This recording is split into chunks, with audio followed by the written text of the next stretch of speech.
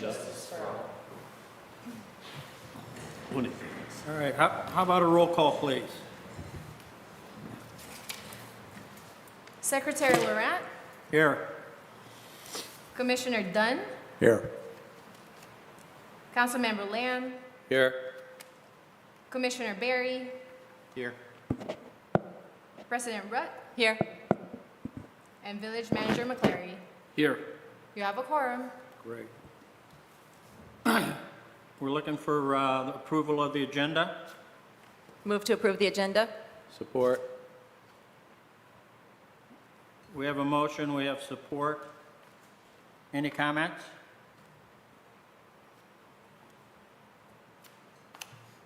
All in favor? Aye. Opposed? The minutes of the agenda is approved. Number 5, we've got the approval of the minutes. This is approval of January 6, 2025 Planning Commission regular meeting minutes. We're looking for a motion. Mr. Chairman, I move that we approve the January 6, 2025 Planning Commission regular meeting minutes as presented. Thank you. Support. We have a motion, we have support. All in favor? Aye. Opposed? Okay. Comments on non-public comments, we don't seem to have any public today. Public hearing, we don't have any. Let's go to old business, master plan amendments, strategic action plan update, and draft review. Gage. Thank you, Mr. Laurent.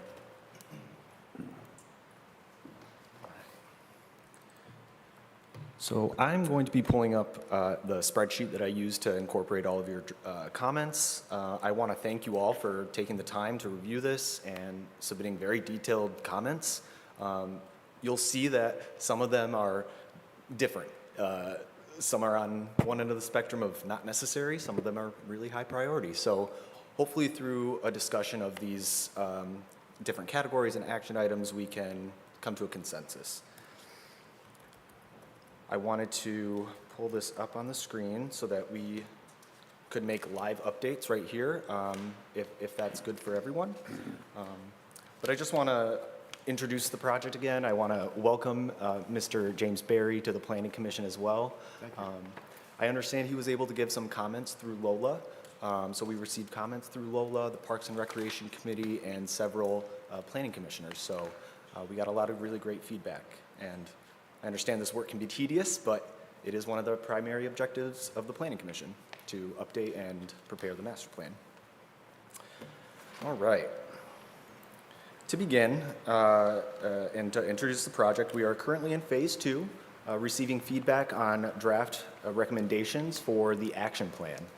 This action plan is an RRC requirement in order for the Planning Commission to annually track progress on implementing the master plan.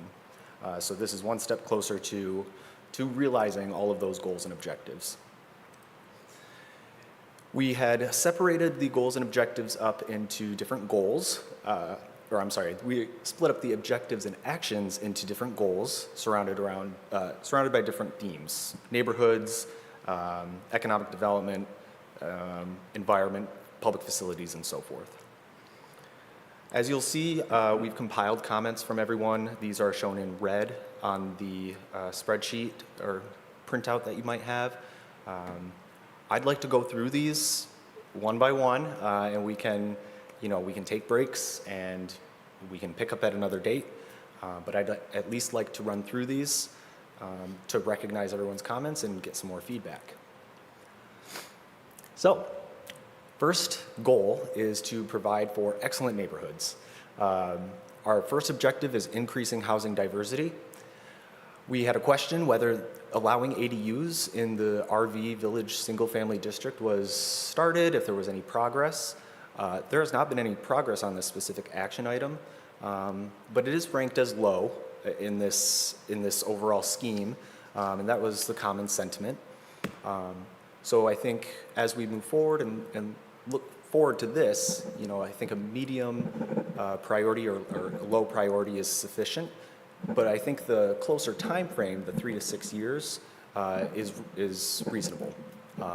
although it's low priority, it's kind of low-hanging fruit in some ways. So we'll keep on pushing forward on this item. Mr. Lamb? So when you say pushing forward, how can I remove this item from the master plan?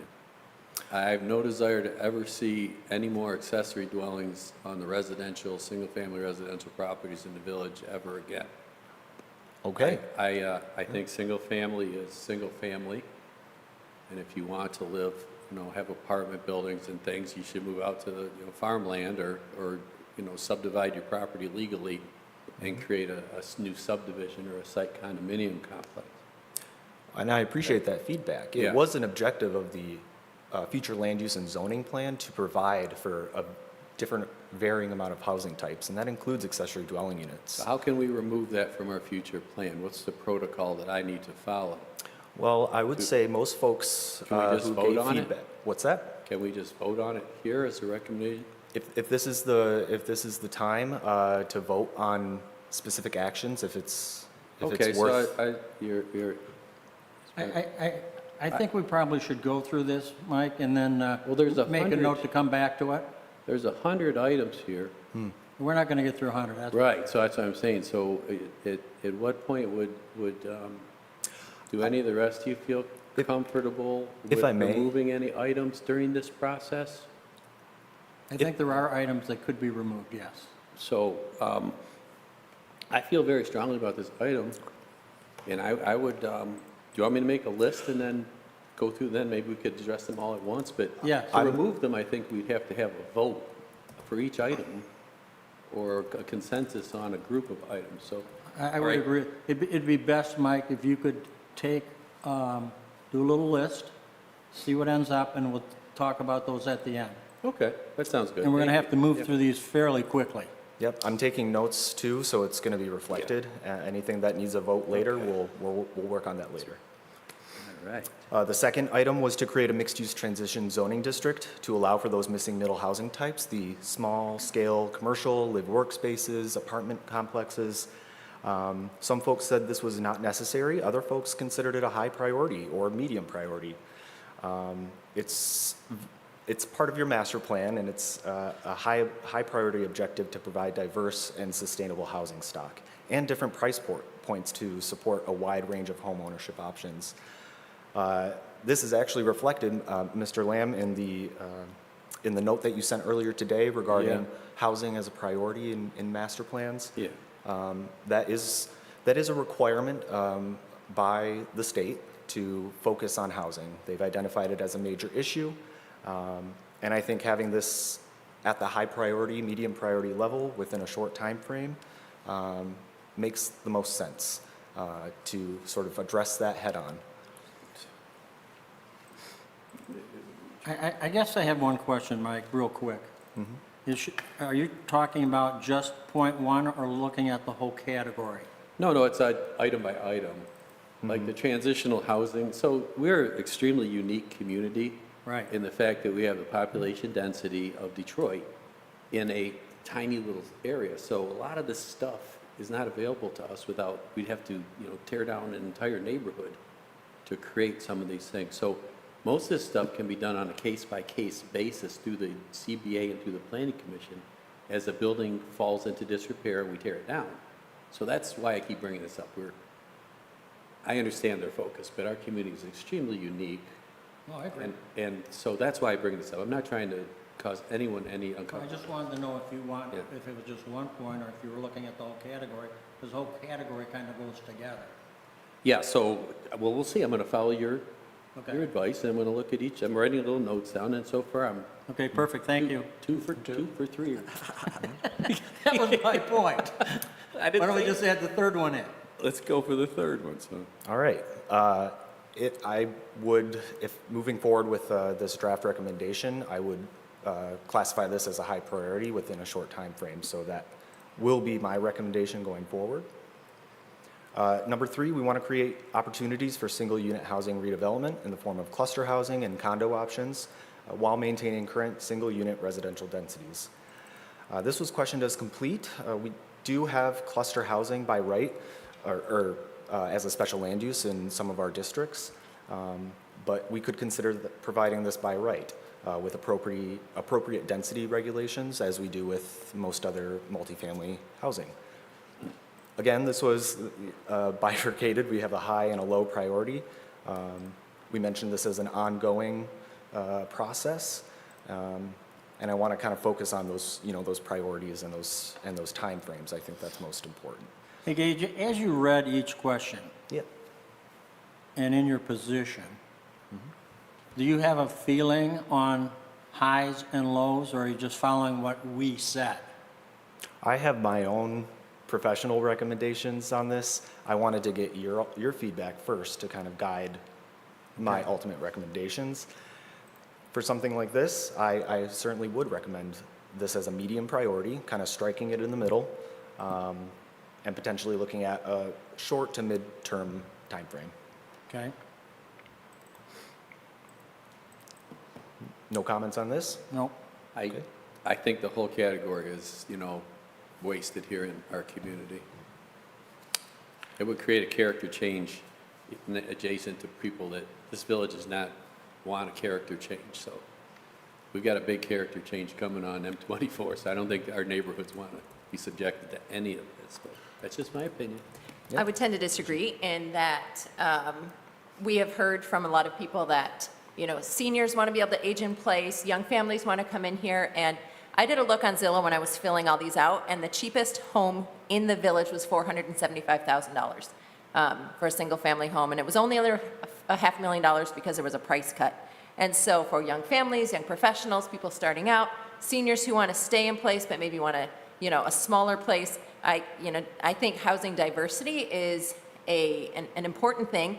I would even disagree about the accessory dwelling units. If you have space on your land, certainly not a lot of lots will, but if you want a space for your parents to come live, I am totally fine with that because I think it allows for that kind of middle space to allow people to be a part of the village, to age in our village, to start out in our village. And so I think that housing diversity is whether that's high, medium, or low, it should be a priority in our village. So that way, I don't think it requires a complete character change for our village to have a, diverse, to keep an eye on diverse housing availability in stock. It doesn't require complete change. We do have currently a variety of different housing options in the village, and I think keeping an eye on that is important. Yeah, and it's important to understand too that this master plan isn't regulation. It isn't law, and it's not going to have an immediate effect. It's going to play out over several years.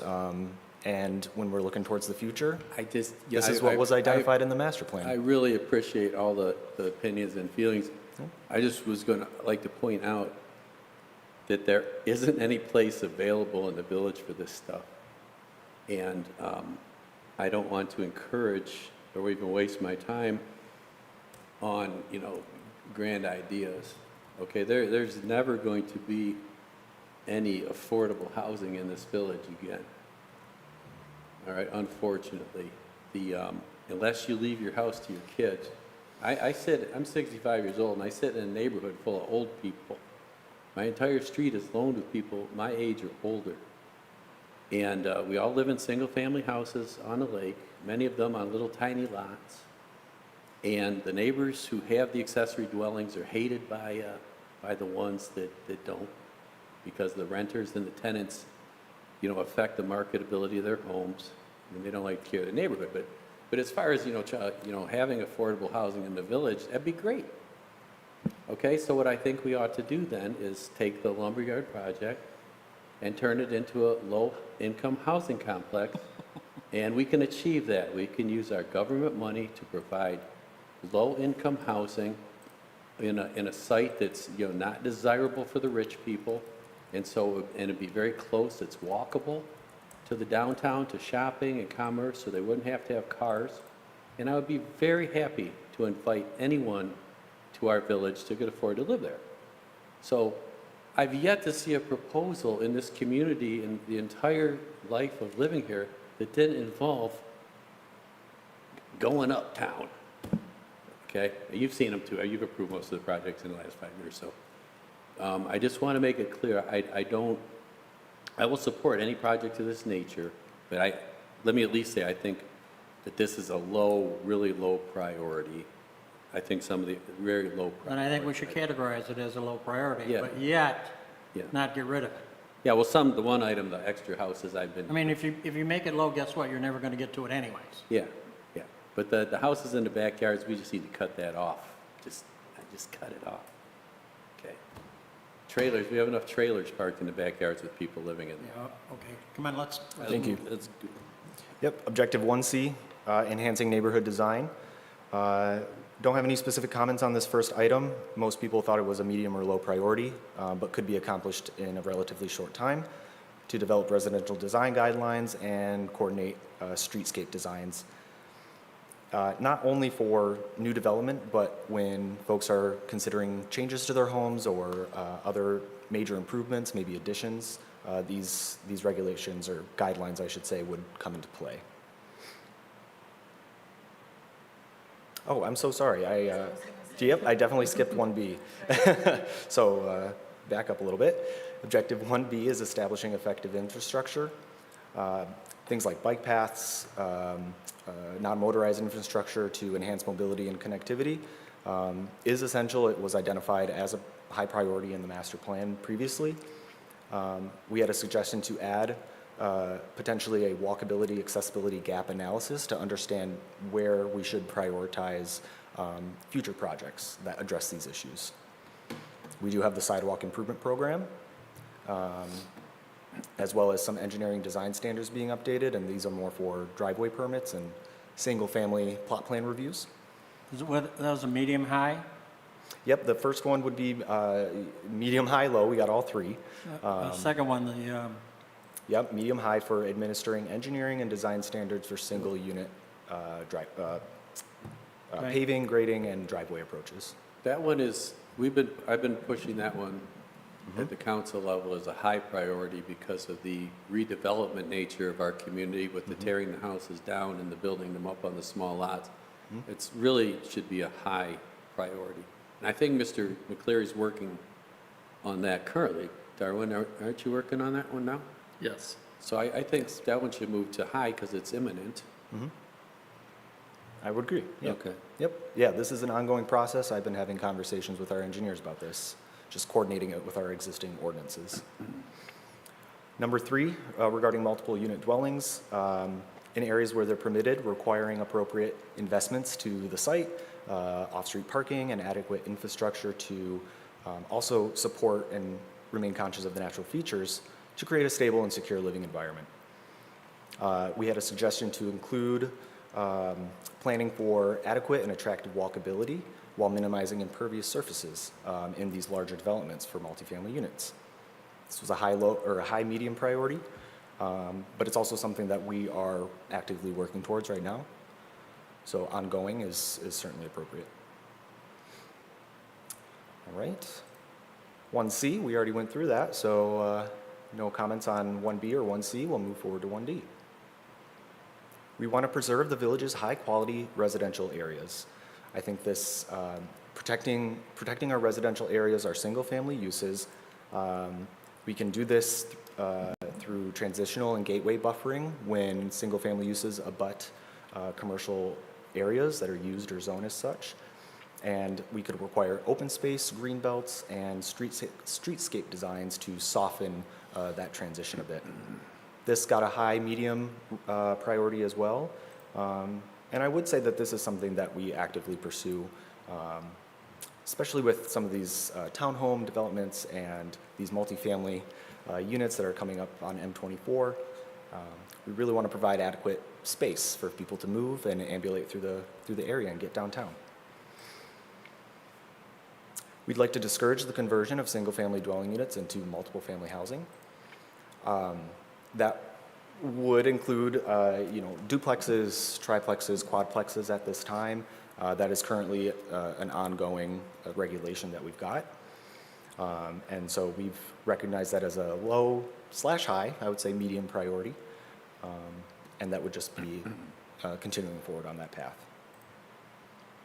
Similarly, addressing neighborhood blight, such as parking on lawns, litter, dilapidated houses, We do have a really effective code enforcement mechanism now. Our code enforcement officers are using GoGov. This was identified as a high and medium priority. And I just want to recognize I work very actively with code enforcement to address concerns listed here. So I think keeping that going is Are necessary. you saying that our code enforcement is better than it used to be? I would say so. Under Chief Amundsen, he is hoping to reorganize the code enforcement Good. sector underneath the police department to ensure that they can focus primarily on code enforcement. And with that, I communicate with them directly Okay. every week. And if I could expand on that, Yes. we recently invested in the GoGov Go Enforce software to track all of our code enforcement processes and activities, so that it's a very robust system that allows our code enforcement officers to follow up. It automatically reminds them after 7 days if there's follow-up needed. It documents everything. And we can do all kinds of reports on a wide variety of different code enforcement activities. So we are truly moving forward at light speed in handling code enforcement It activities. sounds like a big step forward. Yes, it is. Hey, Darwin, are we, I know with the hiring and the cars, I got confused this year since we're getting a vehicle for the code enforcement officer, correct? A not a police vehicle, but they're going to have a civilian-style vehicle to drive, is that the plan? That's the chief's plan to, And in order to support that, I support that, but I'm also leaning towards, have we discussed the full-time employment of a code enforcement officer? Yeah, I mean, the village has so much going on, I'm not sure how we've ever been able to manage code enforcement. yeah, I think whatever recommendations the chief may have for staffing will come to council during the budget work session. So look forward to that. Yeah, I'm going to look forward to that. I think that would. And if it's a concern for you, definitely bring it up during the budget work sessions. Yeah. Yeah. And it is something that we can recognize in this plan as well. Good step. So with sort of that enforcement and making sure single-family neighborhoods are kept up to code, we want to maintain the quality of multifamily developments as well. Again, through strict enforcement of our ordinances, security, potentially housing inspections. I know currently we don't do rental inspections, but also, minor beautification and sustainability practices that can be incorporated into these sites. We had a suggestion to reword or include coordinating with the township to reestablish annual rental inspections. I think that's a worthwhile task. What was the impetus for that? I mean, I know rental inspections are a slippery slope of liability and manpower, but to what, are we talking about rental inspections for single-family homes, or are we talking more about the fire inspection type inspections for the multi-story, rental buildings? What the rental home thing has been a big conflict in many communities, So what is this actually talking about?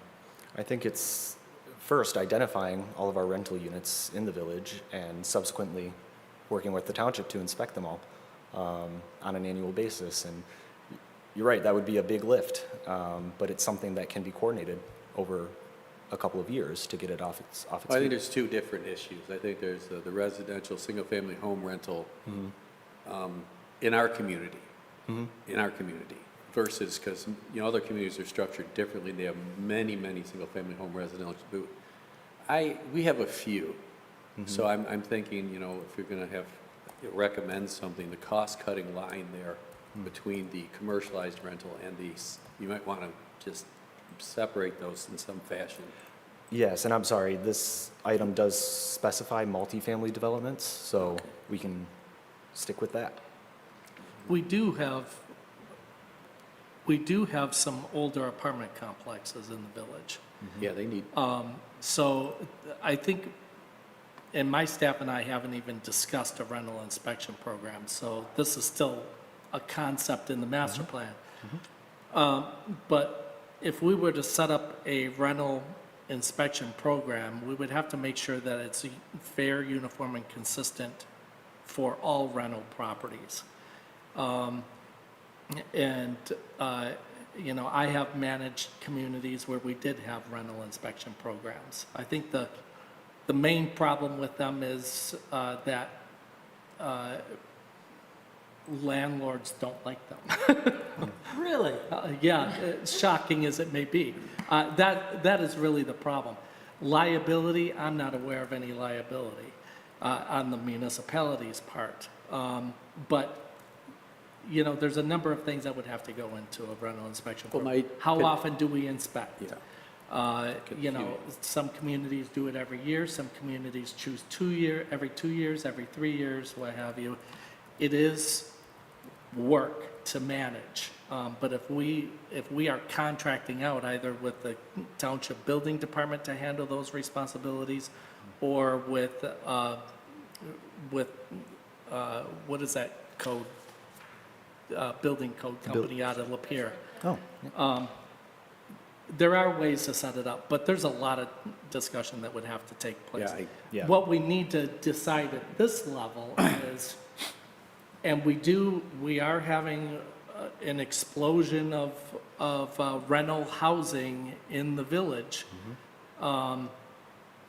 We need to start thinking now about the possibility of having a comprehensive rental inspection program, because at some point, these new developments are not going to be so new anymore, and they're going to need inspections.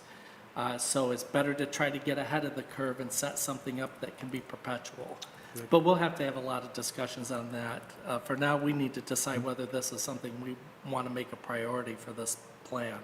Well, it sounds to me like you've upped the priority. I'm sorry? Well, It sounds to me like in my mind, you've created a more urgent sense for this item to be a high priority. If you feel that the multifamily rental units are, which they are, we're going to have, what, 1,000 or 1,500 rental units, and we're going to have 1,500 residential units. So it's going to take over our community, is why I don't want to promulgate any more clusters or stuff. So, But we've got to make sure that what Yeah. we are permitting now with new developments as well as our existing developments, that we get ahead of the curve and that we make sure they are properly maintained, they're safe, they're sanitary for the tenants, but also that the exterior, if we get to that point where we want to regulate the exterior of these multifamily units, that they are maintained in a fashion that they continue to be compatible with the surrounding neighborhoods. yeah, I don't want to get caught up with so my experience with so the residential versus the commercial multifamily, we can waste a lot of time on these single-family, fighting with the single-family rentals, and we should, I was saying, we should focus more on the multifamily, larger buildings where there's less safety. Single-family home alone takes a long time to get into trouble, but, in an apartment building, you can easily have a fire hazard or something come up quickly, so. Yeah, my that's all I experience though can- has been though that even single-family residential, if they are rental units, they can deteriorate fairly quickly if you don't stay on top of I them. hear you. And I'd like to point out, there was a comment up in the first section about preventing private residences from becoming short-term rentals, Airbnb.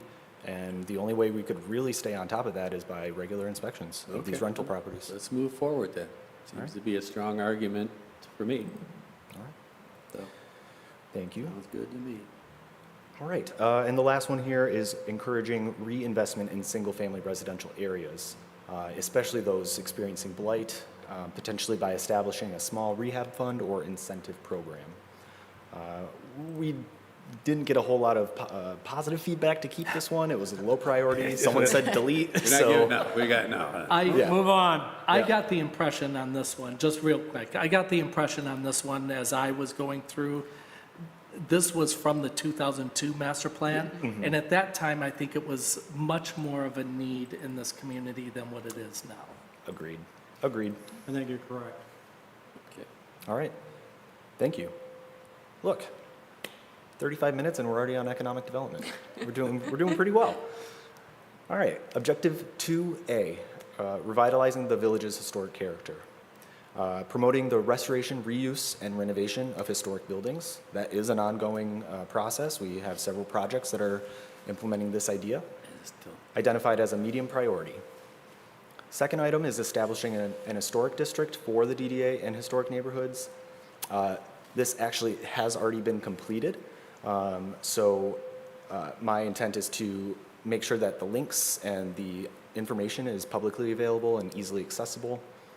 We do have a DDA historic district that was approved in 2006. So we will make that more visible for folks.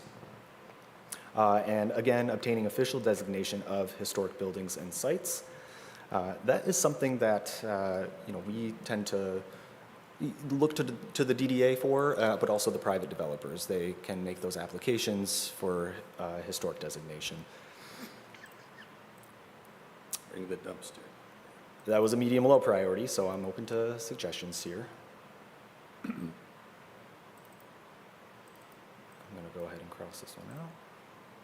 All right, moving on. Objective 2B, encouraging high-quality design.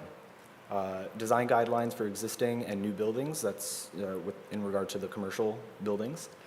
This was identified as medium to low. Maintaining the quality of multifamily developments through strict enforcement.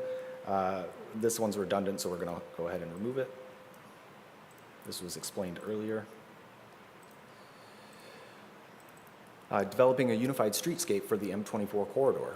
I think we can agree that in some areas it kind of looks piecemeal along M24. There's not a consistent language through the village, and that could be alleviated by including a new zoning district, map and text amendments, but also considering a corridor plan, some sort of urban design focused plan that gives guidelines to redevelopment. So I want to reiterate that we have virtually no enforcement, and so why bother? Go to CVS and make them put new shrubs in. We don't enforce any of these provisions in our zoning ordinance, so why spend a lot of money and time on it? So we have a plan for nothing. So my point is, I don't like plans for nothing. I like to at least have the ability to implement a plan. So the streetscape plans are all great, but unless you're paying for them, the business owners or we're enforcing them, we're not getting them. So, Mike, can't that fall under code, excuse me, code enforcement?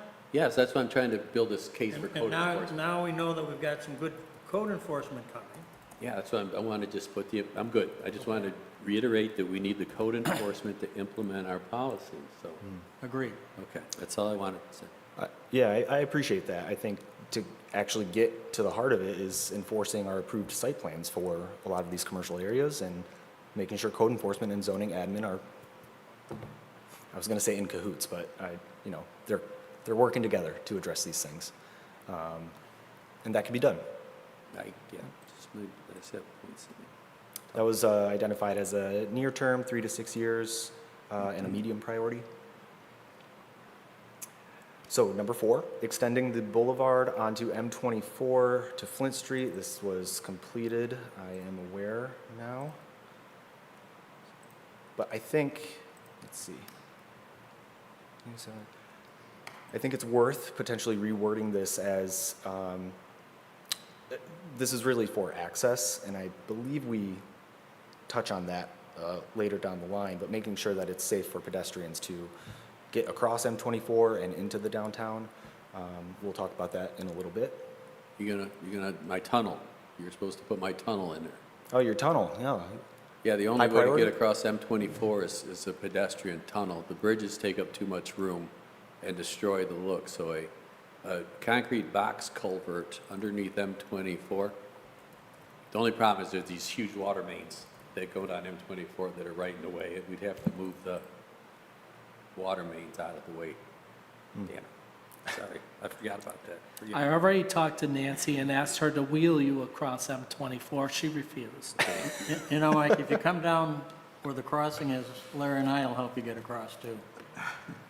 Yeah, the one nobody stops for? Am I supposed to stop or, Stop. am I supposed to stop or not stop? I don't think anybody knows. Am I supposed to stop? It says, there's some sign that says nobody's supposed to stop. So maybe we should work on that. I just used it today twice. Well, you're spry. Well, what's bad is when one lane stops and then. Okay, so that's something, that sounds like it's an issue. You ever Yeah. seen the game Frogger? That's what it's like. So enhancing the existing crosswalk, ensuring safe I think access. pedestrian crossings, you should change the wording to address the pedestrian crossing. Is that, I get a lot of head shaking, yeah. That's what Hank, we want Hank to be able to Exactly. cross, how does that say when you get old, cross, keep crossing? All right, come on, Let's keep moving. Yeah. come on. Thanks, folks. Number 5, ensuring quality design is an essential component of future development. Yeah. Creating urban design criteria for future commercial redevelopment that respects small-town village aesthetics, including setbacks, heights, massing, scale, and detail.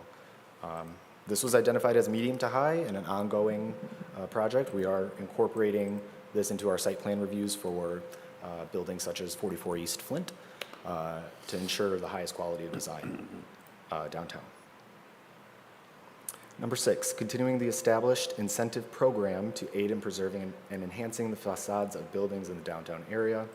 This is already ongoing. The DDA has a facade grant already in place, so we want to promote the visibility and the availability of those grants to folks to make sure that they're taking advantage of. All right. Objective 2C, encouraging local businesses to come to the village. Number 1, completing a downtown market analysis. This was identified in the DDA plan and it's a medium to high priority and could be accomplished in the near term or the medium term. That is something that the DDA can contract out and complete themselves. Number 2 is promoting and encouraging the downtown as the preferred location for future retail, office, restaurant, and entertainment development. This is going to be a key element to our small town character. That's a high priority, medium priority for you all, and it's also an ongoing initiative. We want to create a business recruitment program and continue to develop marketing materials and brochures. That is also a DDA responsibility, but it's a high priority to make sure that people that want to move here and do business know where to go and understand the different levels of approvals and connections that should be made when you're moving into the downtown. And of course, actively market and educate property owners on permitted uses in each district. Someone mentioned here focusing on those multi-level mixed-use developments. I fully agree, keeping this a medium to high priority and just continuing our efforts in this regard. I don't know how well or how much the information is shared out with these property owners, so I think maybe establishing some sort of a communication plan around this to keep folks informed. Come right from zoning, go to the DDA, just a brief PSA, I guess. Darwin's website. Right, Yep. Darwin? All, be all, end all, the website. We do have a beautiful website, and it can be populated with lots of good stuff.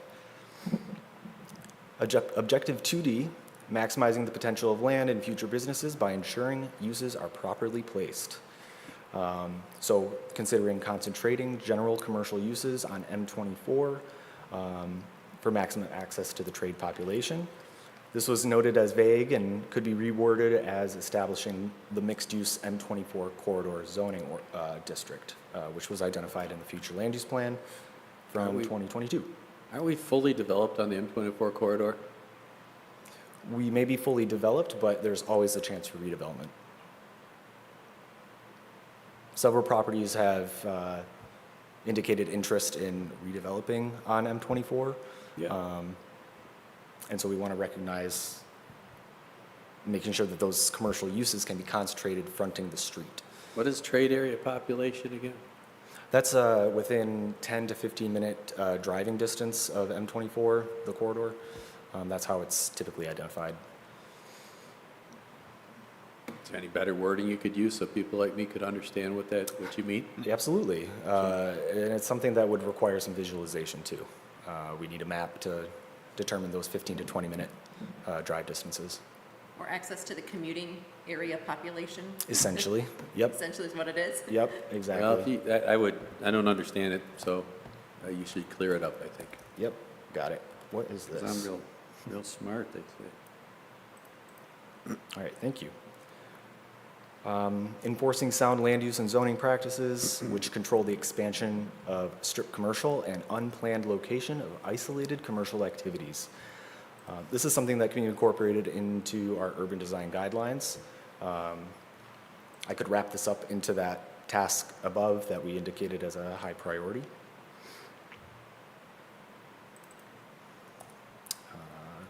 Converge. Objective 2E, ensuring high-quality infrastructure that promotes and improves quality of life in the commercial areas. Developing a wayfinding signage program. This is already in place. The DDA has already implemented this, so it really needs to read to maintain and update as necessary. What needs to be updated? The DDA has maps and, No, but it needs to be updated because on their maps and that they have, yeah, some of those businesses are no longer here. And we Exactly. have new businesses. And how do we maintain and update them on a regular basis? exactly. And that is something that planning and zoning can work with the DDA directly, making sure that we're evaluating those maps and those existing uses and businesses. That was a high priority. Everything in this category is a high priority. Promoting adequate off-street parking for commercial uses, including joint use parking and additional off-street parking uses in the downtown. We can consolidate that with some other parking initiatives as mentioned, i.e. the lumberyard. And number 3, purchasing and providing LED lighting to illuminate doorways downtown, adding consistency and creating more inviting appearance. Some folks were opposed to this, others mentioned this as on that. Didn't we just change all the streetlights so that they were shined down and didn't cast big shadows? Yeah, Did we not? A year ago, right? I- 2 years ago. those are, yeah, was- for the street lamps. 3 years. 3 years ago? But I think this is talking about like in the actual doorways Yeah. of buildings, like the entryway getting LEDs. I don't know if it's LEDs, but it's got to be a lighting that blends with the rest of the lighting downtown. Right. Okay. But there's differing opinions. Some are opposed to this as an initiative, a plan, strategic plan, and some say it's a high priority. I think it's the question All right. then. It's a nighttime ambience issue. And is it a high priority? Not really, because you got to force the business owners to do it, or you've got to pay for it, and then you've got to do a study, and it's, I think it should just be a low priority thing. I think the focus has been the facade program, the street lights, Right. getting the, right? So I Yeah. would go. I'm not opposed to this in theory, but it's not a high priority. Yeah, I would go low. Okay, thank you. If you think it needs to be done, but when they turn in there, you As- can, as it as you happens. review their plans for So renovation. we're changing that from high to low. Yes, that's high to low, and I'm going to change the wording to village compliant or compatible lighting. Good idea. Yeah. All right, excuse me, objective 2F, introducing economic vitality projects. Establishing a brownfield redevelopment authority was the first point. Folks mentioned that this was not necessary and that we could lean on the county to provide this incentive. You could just remove that from Yep. the plan because we don't have any other brownfield sites. And the only one we had is under management now, and so we don't need another authority. Yep. Thank you. Number 2, create, design, and establish a seasonal or yearly farmers market venue with the potential for year-round activity space. We've got the lumberyard that should be providing those community-based uses in a farmers market. We would say that this is a high priority. I'm gonna tell you why it's not a high priority for me, because this is, okay?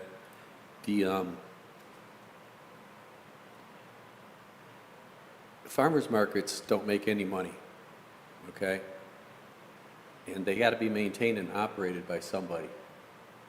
So I'm still waiting to hear a plan on any of this kind of farmers market thing where the village manager is gonna provide me a budget item for the maintenance of the parking lot, the maintenance of the stalls, the payment of the lighting, the management of the economic feasibility of having a farmers market.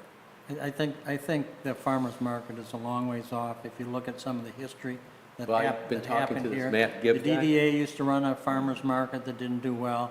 Then they passed it off to the Orion Art Center to do a farmer's market. and Well, it the didn't Matt work Gibb guy well. talk, every And time then I it's speak to him, gone. the Matt Gibb guy keeps talking to me about his farmer's market. He might have one, we don't know yet.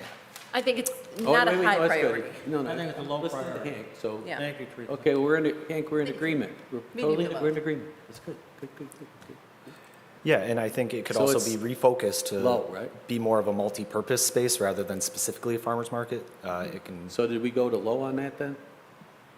Or is it? I have that in my I think I notes. would change it to create, design, and establish a venue for year-round activity for the community, because then it doesn't exclude the possibility of farmer's market, but it also includes many other potential uses. It's a great suggestion. Right, I'm looking for a mixed use on that property that has income producing, revenue, tax base producing in conjunction with the grant, the $600,000 grant for community space. So I think we need a compromise mixed use type deal there. So Yeah. I think we can move forward together. all right. Number 3 is purchasing key parcels that play a vital role in redevelopment. Again, this pointing to the lumberyard here. I'm not sure how much, It's a done deal. yeah, is this done. kind of the only It's all one? done. Take All it. right, yep. So I'm going to try and consolidate these economic vitality actions into another objective. You could get down to one. Yeah. What's that? Yeah, he said we could take it down to one item, like develop a community, mixed-use community space. Yep. Since they got some money for that, that's great. We should use it. All right, thank you. All right, well, we finished economic development. I want to offer, a 5-minute recess if desired, or we can settle this now, or pick it up at a later date. What's your thoughts? I recommend a brief intermission, just to kind of get our bearings and stretch and breathe a little Do we bit. need one? I don't have to go potty yet. All right, We're good. Let's keep going. we're going to keep going. All right. Why'd you look So- Gary? Look, if Gary were here, he would I did ran too. out. That's right. Yeah, sorry, that was actually more for me. Keep going. Keep going, I'm not talking too much, so I can talk less. All right, next goal is focusing on the environment. Objective 3A, encourage plant species diversity and quality. So regularly inventory, protect, maintain, and plant village street trees. This was identified as a high priority and something that should be accomplished with Public Works, Village Council, and staff. Second is developing and adopting a tree ordinance for private properties to protect existing trees and/or provide for their replacement if removed. This was identified as a high priority as well and something that could be accomplished in the near term. Hey, Darwin, excuse me, Darwin, do we have a tree ordinance with regard to the municipal trees? Remember we were talking the other day about the sidewalks and the trees? Do we have a policy or municipal ordinance with regard to the maintenance operation and the diversity and equity of the different tree species and stuff like that? No. The only policy we have is in relation, that I can recall, is in relation to the sidewalks. and that trees have to be planted a certain distance from the sidewalks. But I don't think we have any type of tree protection ordinance. So do we need a tree ordinance with regard to the street trees? Like I noticed that when I built my new home, I was not required to put up a street tree. I did have a street tree and I killed it by accident. I'm gonna have to put a new one in next year. But most communities have a street tree replacement program and a required species grouping. Yes. So is that something we want? Taking trees, taking control of private trees on private property is not something that I support whatsoever. However, the maintenance and operation of the street trees, along with the bushes at CVS, we're not actively involved. We cut them down. I mean, the DPW's cut down 4 large trees, huge trees, but we've not replaced a single tree since I've been involved. Do you think we should have a priority for that program? I do, although I don't think it's best accomplished through an ordinance. I think it's better accomplished through a council policy. Something that would promote urban forestry. How can we, within the- can we then modify this section to encourage you to develop a policy? The private, it says here, adopt a tree ordinance for private properties, protect existing trees or provide for their replacement. This isn't Birmingham, and I'm not interested in having a high priority of going onto people's property and telling them they can't cut their trees down. So this came out of several properties recently that have been bought with established forests and trees, and they've been clear cut. Yeah. And we have no ordinance or even a policy to provide for those trees' protection. Like I said, we're a small community where the average lot is tiny, and in order to properly develop and engineer the site so it creates a safe, environmentally friendly, and economic friendly site, the trees gotta go. And then you can move the dirt around, and you can make them plant 3 times as many trees. Okay, in good places. This is my, years of experience. So I'm not interested in any tree protection ordinances here in the village. The village is a small place with postage stamp lots. I'm not gonna put that burden. I want a site plan. I want these people to spend their money on an engineered site plan, not on a tree preservation plan. The previous councils mentioned many times that, it's too expensive for the people to build the multi-million-dollar homes. They can't afford to hire an engineer.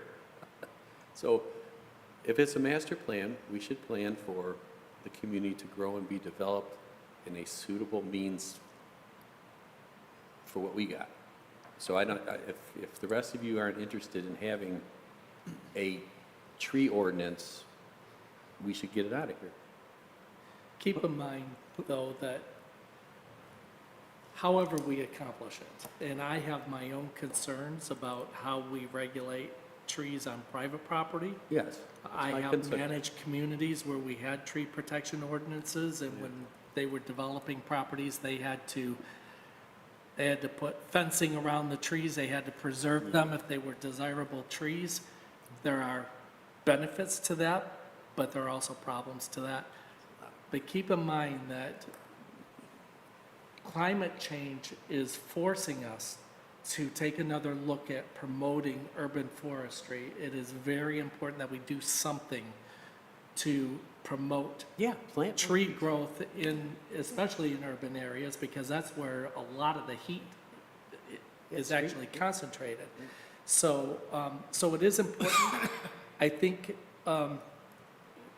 I do agree it needs to be reworded so that it's not necessarily regulating trees on private property, but more of promoting urban forestry. Perfect. I love it. I like to promote, I don't like to, Good comment. yeah. I would be interested in seeing what other communities are doing with this. I mean, because I think there is a difference between mature trees and new plantings, because new plantings mature trees are, the tree cover and everything. I have to imagine that does make a difference when we think about environmental impact. So I would be curious, I'm fine with rewording it, but I'd be curious to see what other people do. The point, sometimes my points aren't quite clear, and I agree with all of you, and then it sounds like I'm arguing with you. So here's the instance. So the average Lake Tree house lot is 40 feet wide by 120 feet deep. Quite often, these houses with their current existing have a 3-foot diameter oak tree in the middle of the lot. So then when the people to decide to tear the house down, the tree has to go. There's no choice. They can't do anything else with the lot. And so the ordinances, the tree, they don't discriminate. So these people then have to pay to have a tree specialist come out, measure the tree, categorize the tree, create a tree report, and then have a tree plan put on your survey, and then they got to cut the tree down anyway. And everybody in the whole process knew it ahead of time. So I like this promotion where, you know, we got a lot of water here. The trees grow fast. So, we do produce more trees here in the U.S. than we cut down by a factor of 10 to 1. But yes, I agree with the overall concept in our universe, but in our postage stamp lots in our community, it's difficult to, I don't want to put that on people. So if people are already developing plot plans and surveys for single-family redevelopment, it's not that hard to tag a tree and provide for its protection either through replanting, relocating, or paying into a tree As long fund. as you're paying for it, baby, I'm okay with it. All right? But when you got, you know, it's annoying, that's all. I've done it for my entire adult life. I have tagged more trees. I have this tape measure that you pull it around the tree and it tells you what the girth is. Yeah. And then I dealt with the city and the township of Northville with their tree ordinance. And then I cut down 150 trees that I went out there with Nancy and Master Rick and my nephew, the PhD, and we went out, we put metal tags on 150 trees, and we put them on the plan. I've got a total station. I spent days out there, and then we cut all the trees down. All right, maybe we can move on. Yeah, but we put new ones up. We had to put a couple new ones up. Of course you do. Yeah, a couple, like 5. All right, moving Let's on. move on with it. Number 3, increasing landscaping standards for new development and redevelopment. Also including limiting impervious surfaces, preserving green space through zoning amendments, and encouraging and requiring native plantings. This was identified as a high priority item that can be accomplished in the near term. Right now, our zoning ordinance has very little teeth in the way of landscaping standards. I would say it's it's on the low end, actually, and. Well, it sounded like everybody said hi on that one. Yep. All right. I just wanted to confirm. There were some new additions in terms of language there. Objective 3B, preserving and enhancing the village's environment. Maintain and enhance scenic views of the village's lakefront by preserving view sheds and limiting non-residential development along the lake. This is an ongoing practice, and it's been incorporated into the Mosheri projects to provide those view sheds and public access to the lakefront. We could potentially add over here, I note in the comments, recognizing, encouraging, and regulating renewable energy, prioritizing renewables on public buildings, and considering other options such as rain gardens, residential or community gardens, and a potential location for that might be Meeks Park. I think that's a worthwhile addition to this section. I think it's a waste, but I'm just going to give you my 2 comments. The renewable solar panels in Michigan is a waste of money, okay, and a burden. There's not enough energy coming through our clouds. We live on a lake, rain gardens and whatnot.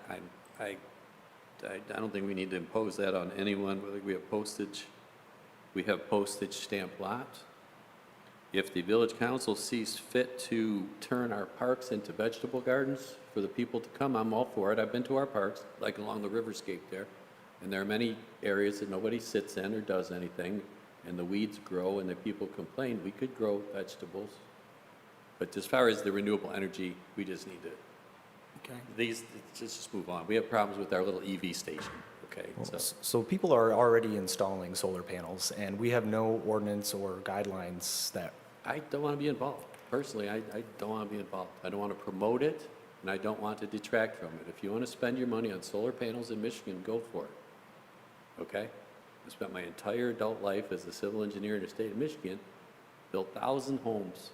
There's not a solar panel on one of them because they are not economically viable at our, is that a latitude or longitude?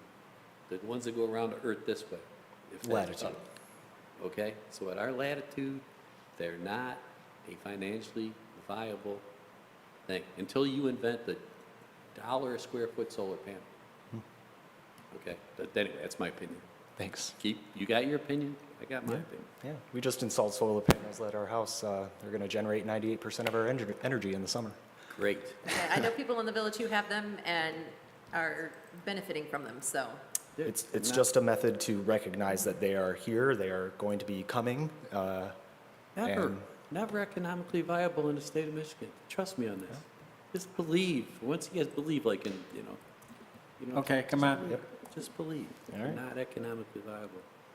All right, number 2, develop and maintain residential development and density patterns which relate to the lake's natural and man-made environmental features. I think we already have some density guidelines in place with the ordinance. When it comes to single-family lots, it's the same. We have depth to width ratios and setbacks. So I think that's an ongoing thing that we are maintaining. But it is a high priority to preserve the lake. Number 3 is coordinating planning efforts with the township to minimize environmental impacts of development on the lake and other sites, which may negatively impact the environmental quality of the village. Someone recommended removal, but also to potentially include promoting sustainable building practices, incentives for meeting certain standards for new development that can encourage a more environmentally conscious approach. This was identified as a high priority by folks who responded and is something that we would like to see as an ongoing effort. All right. Number 4 is encouraging the development of environmentally safe and cost-effective solid waste management programs. This can include recycling, composting, and other techniques to reduce waste streams. This was identified as a medium or high priority, and someone really likes composting. So this is something that we can incorporate in our current DPW processes, coordinating with Wes and making sure that we have options for folks rather than just putting everything in a landfill. Did you say composting? Composting and making sure recycling is being promoted and provided for in the village. Yeah, we recycle here. Yeah. We don't want the DPW involved in any of the recycling or garbage waste management issues whatsoever. They do already handle our leaves. Huh? They do already handle our leaves. Yeah, leaves, that's it. Yep. That's it. I think it's worthwhile And to keep we that. may be getting out of that. Yeah, it's, Oh. you don't, the manpower requirements for these things are so tremendous that you're talking about huge percentages of our budget every time, every line item you require some activity in the building. Gage, just for a little more insight, so we're a single waste hauler community, and our waste hauler provides for rubbish collection, curbside recycling, yard waste collection. Okay. As you know, state law prohibits the disposal of vegetable and yard waste in landfills. That has to go to a composting facility. So that's already accomplished in our community. Whether or not Village DPW is involved with leaf collection doesn't change that.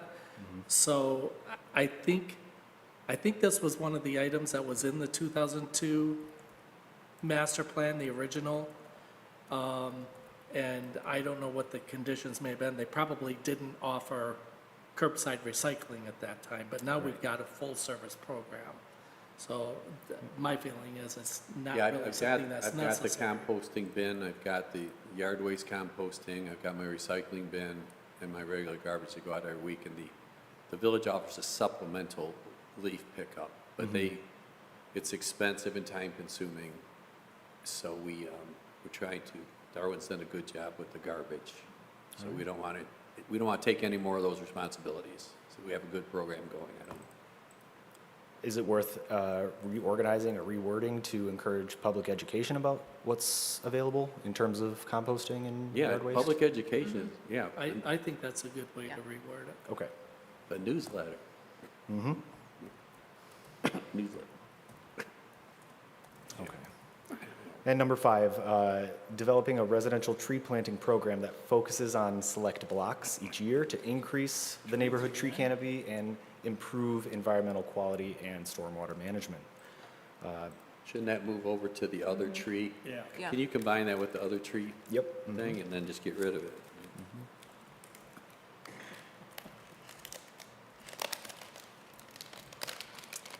Don't drop anybody.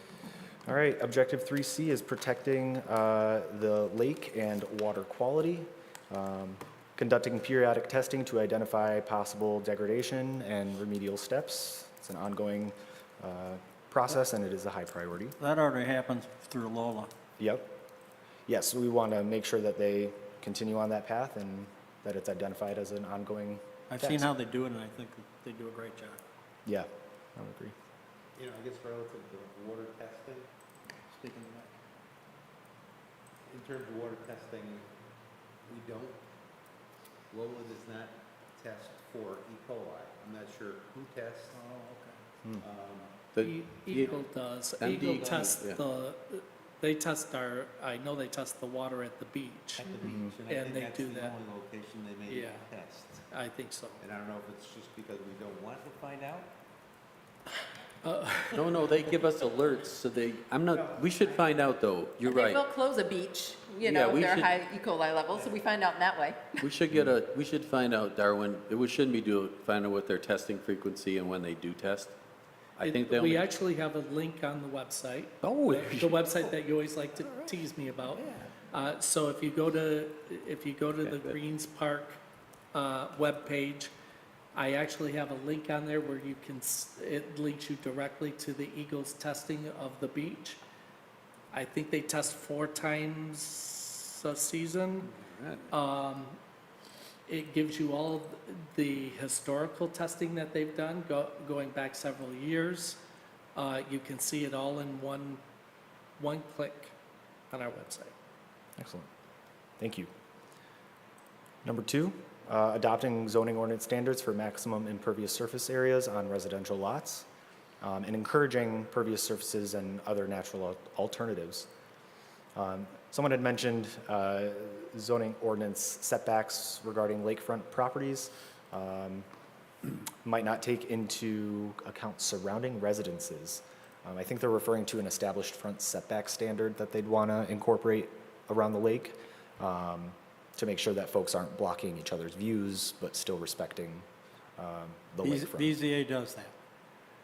Board of Yes. Zoning Appeals make sure that happens. Yes, exactly. But we don't have the established front setback standard in, Well, we look at the 25, and then we look at the residents.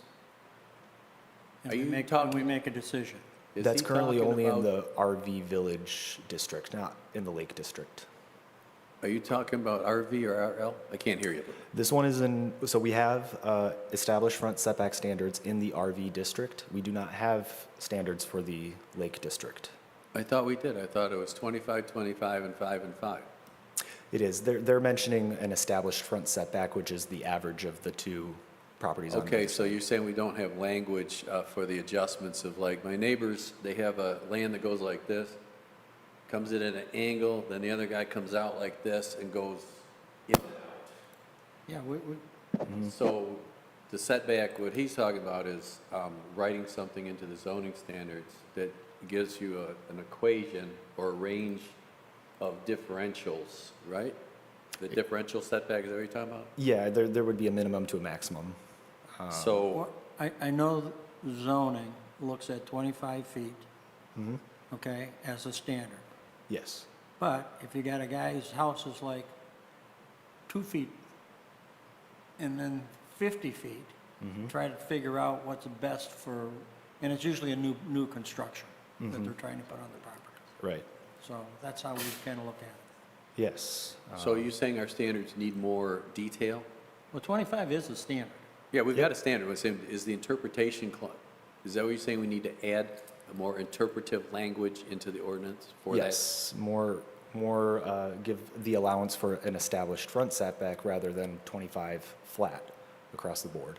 That is what this person is considering. Well, you should have, it should, they would have to come to us then. Something like that should come here. It should come through here.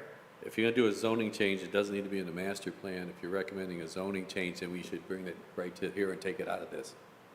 Yes, well, we should identify those zoning changes in the master plan so we can track them over Okay, time. so if it's something that needs to be done, Mhm. what I'm saying, if it's an action item, not a thoughtful item, you should bring it to us. Yeah, I wanted to understand But the everyone's priority, priorities on like, this issue. Next summer or something, Yep, this was someone else's comment. This was not mine. No, I thought they were your comments. The red are comments from other folks. Like one person who responded to the survey, or? Correct. One person that commented on this item. That's the other thing I was gonna ask you. How many people does it take to get a comment on this thing? Every comment is reflected on Okay, this spreadsheet. okay. Just Yeah. well, be clear what your recommendations are versus comments. I get confused. Sure. Yeah, the red are our comments, correct? Yeah, the red are specifically comments that I've received. Okay, all right. Yep. All right, regulating impervious surfaces, my recommendation is it's a high priority and it's a short-term task because we are already incorporating it into the engineering design standards. So I would recommend elevating that to a higher priority. Any thoughts? I make it high. Did you say you wanted to do that? I would elevate it, yes. Then elevate it. We're looking for your recommendation on these kind of interpretive Yeah. things, I think. Thank you. Number 3, adopt and implement a stormwater management plan. Again, the person who commented on the previous one kind of repeated their comment here, talking about runoff, and referenced E. coli issues in another community. Someone else also mentioned consolidating with another item below to address stormwater management, drainage, and runoff with Orion Township. They do look for that. They have engineers that review our plans. Well, this is in line with my repetitive comment. So the lake is fully developed and the houses are very close to the water. And no one is going to allow a change that will not let their houses make the houses farther from the water. So it would just be a waste of our time trying to enforce or create something. So I would think that would be a low priority issue, even though environmentally, it's a wonderful idea, but it's another one of those things that's just not going to happen. We got rid of the septic fields 70 years ago, but Gage, we already utilize the Clinton River Watershed Council's stormwater management plan. We participate in their program. and we have a That's right. discharge license also for our stormwater discharge to the lake for the community. Yes. But the individual residential is basically, there's not much we can do with that. So there's nothing we can change really. So it would be a low, I think that would be low. We already participate, just make it low.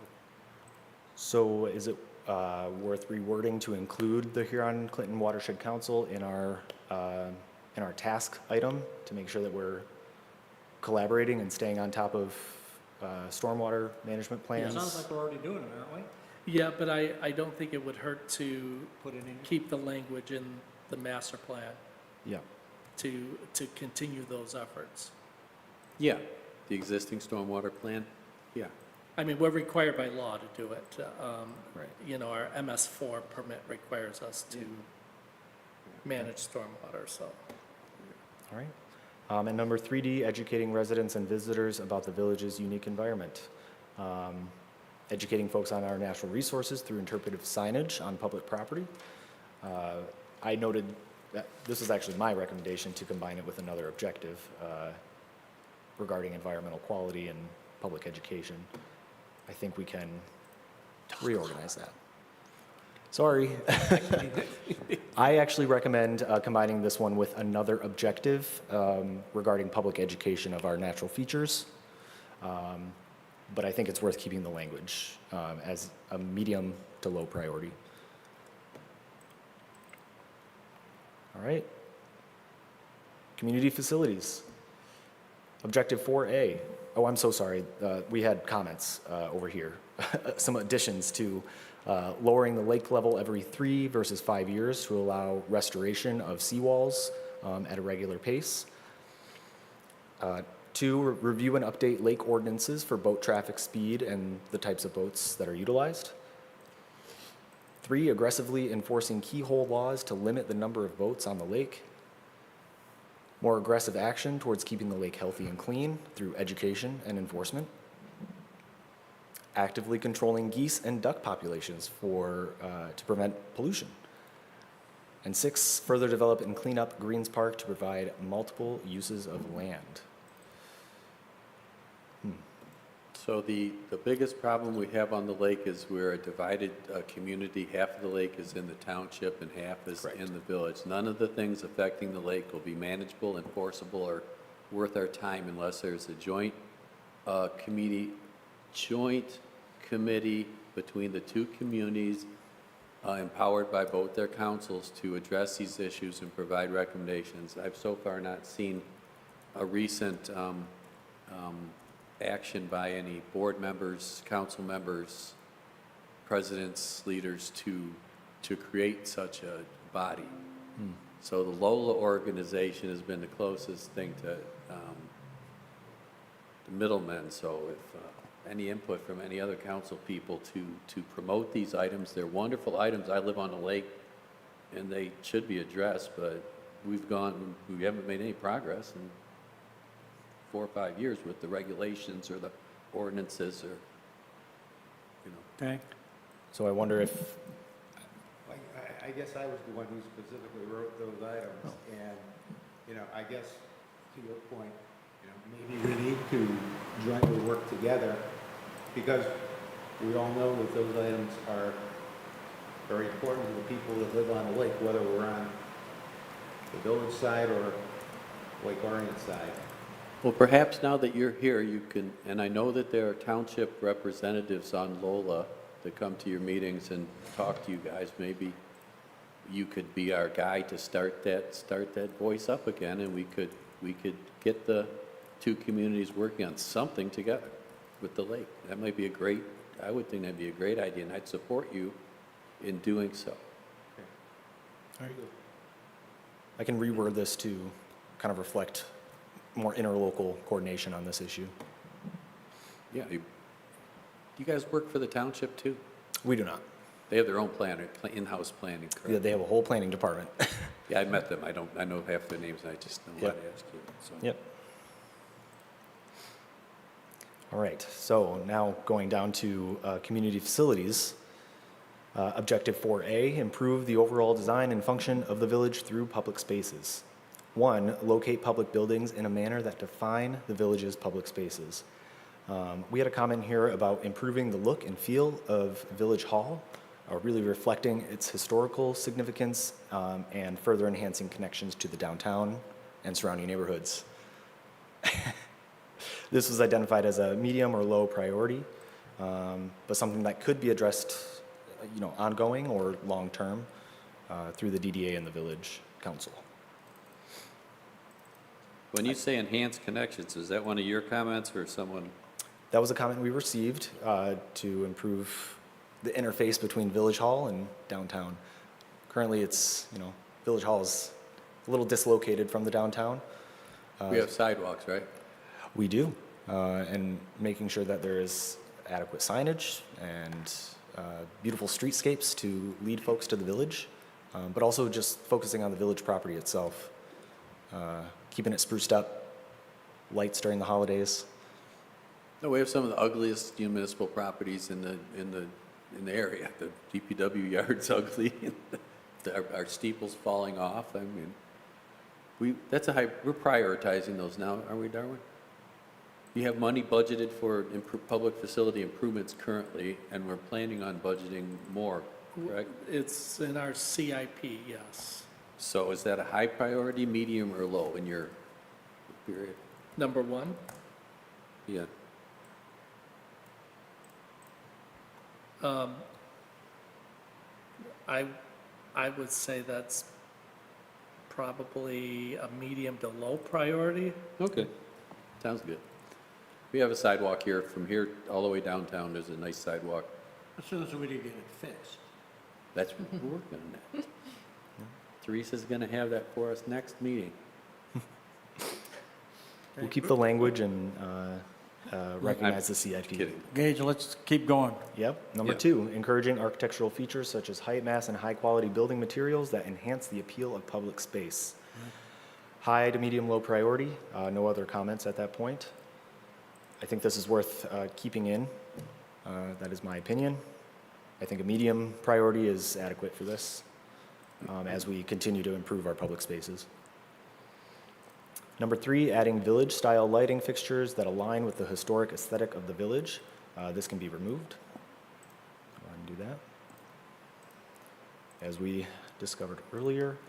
Number 4, public buildings and resources should be accessible to residents and visitors of all types, regardless of transportation method or ability.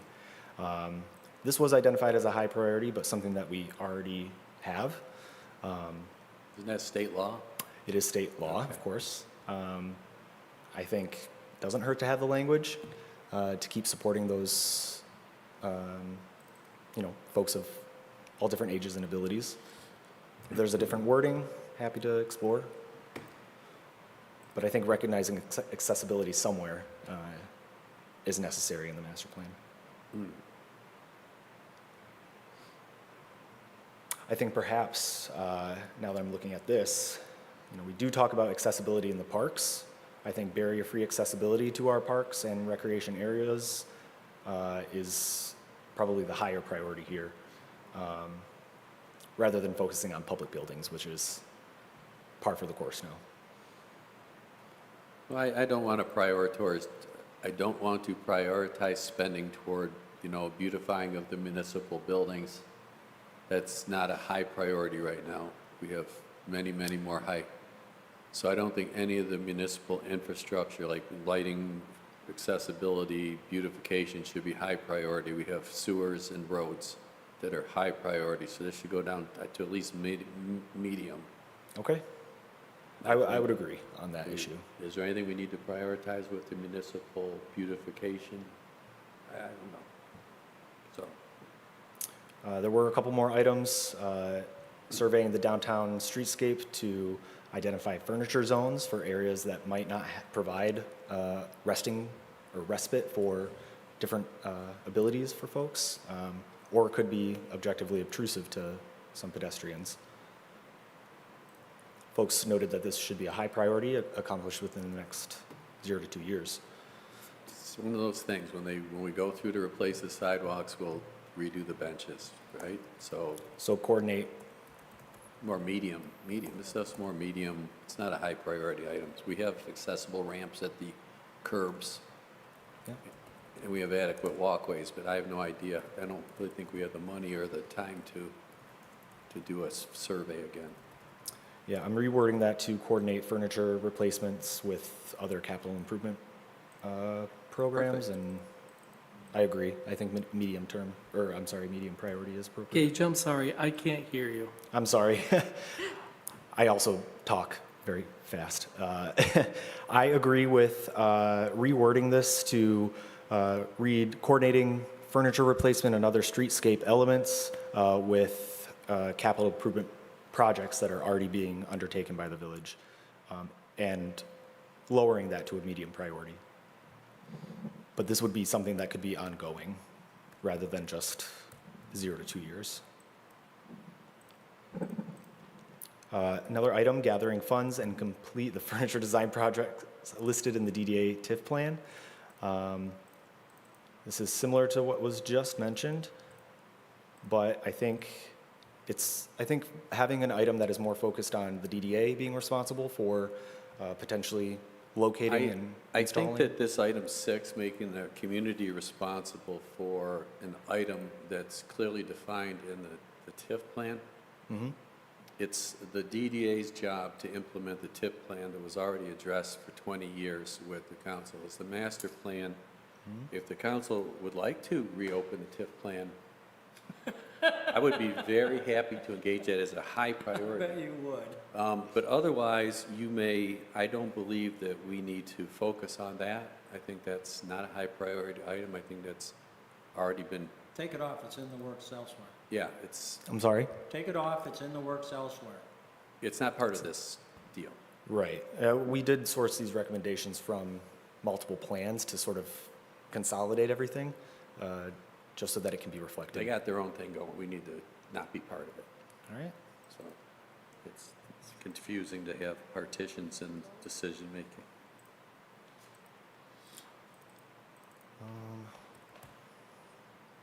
Do we participate in the art thing? Does the council, Darwin, do we support any of the art community or any of the murals or anything from the council level, or is that all part of the DDA's TIF program? I think their TIF program outlines quite a bit about the art stuff, right? There's art stuff involved in Yeah. it. I can't, Do we actually currently participate in any of that in our budget? Yeah. But participate means budget. oh, I don't think, The village does not. No. And we cannot because they're a private organization. Yeah, so I don't want to participate in But we that do, other than, so we own the land that the Orion Art Center is on. Yeah. And they own the structure. Yeah. So in that way, we support what they do, but financially, we cannot. Because they are a private nonprofit. can we modify that to just say to continue our support of the art center? I think that's reasonable. I mean, we don't promote muraling, or well, it's all, that piece of property over there is part village and part township, if I remember correctly. because of we own The Orion Art Center? Yeah, it's owned, my understanding is the pad that it sits on is part village and part township. I believe so. The parking lot. Yeah, but that could be the part. The parking lot. Yeah. it's still village. It's owned by the township, but it's still It's village. It's village, you're right. So it's still village. Right. They own, it's like you own your house, but it's still village. Well, Hank was talking about ownership of the land, and part of it, Yeah. I don't know if the entire parking lot belongs to the township or not, or if the village may own the south part of it, Yeah, I don't but- remember, but I, but we own the land that the Orion Art Center building is on. But getting back to this item, though, if I understand correctly, what this is really getting at is our promotion of public art in Correct. public spaces, Yes. and doing what we can to promote that. Well, can we say that then? Yeah, I think just even saying, Just say what- continue supporting public art opportunities. You don't even Yeah. have to name the art center, I don't think, just continue support, Yes, I would Public prefer art, that. I yeah. like the broad statements much yeah. in this case. Okay, thank you. Got it. Thank you. All right, we're gonna get through this. Objective 4B, provide adequate park and recreation opportunities for all village residents and visitors. Ensuring barrier-free accessibility to all parks, recreation areas, and trail systems. Someone noted that we could consolidate this with another item above regarding accessibility. But also, there was a comment regarding focusing efforts on Children's Park and ADA access from Broadway. It was noted that this could be costly, but folks identified it as a high priority. Talk into the microphone, please. I think that's the I problem. swear I hear myself Larry, that's your reverberating. comment. That was your comment on being able to get into Children's Park from Yeah. Broadway without stairs.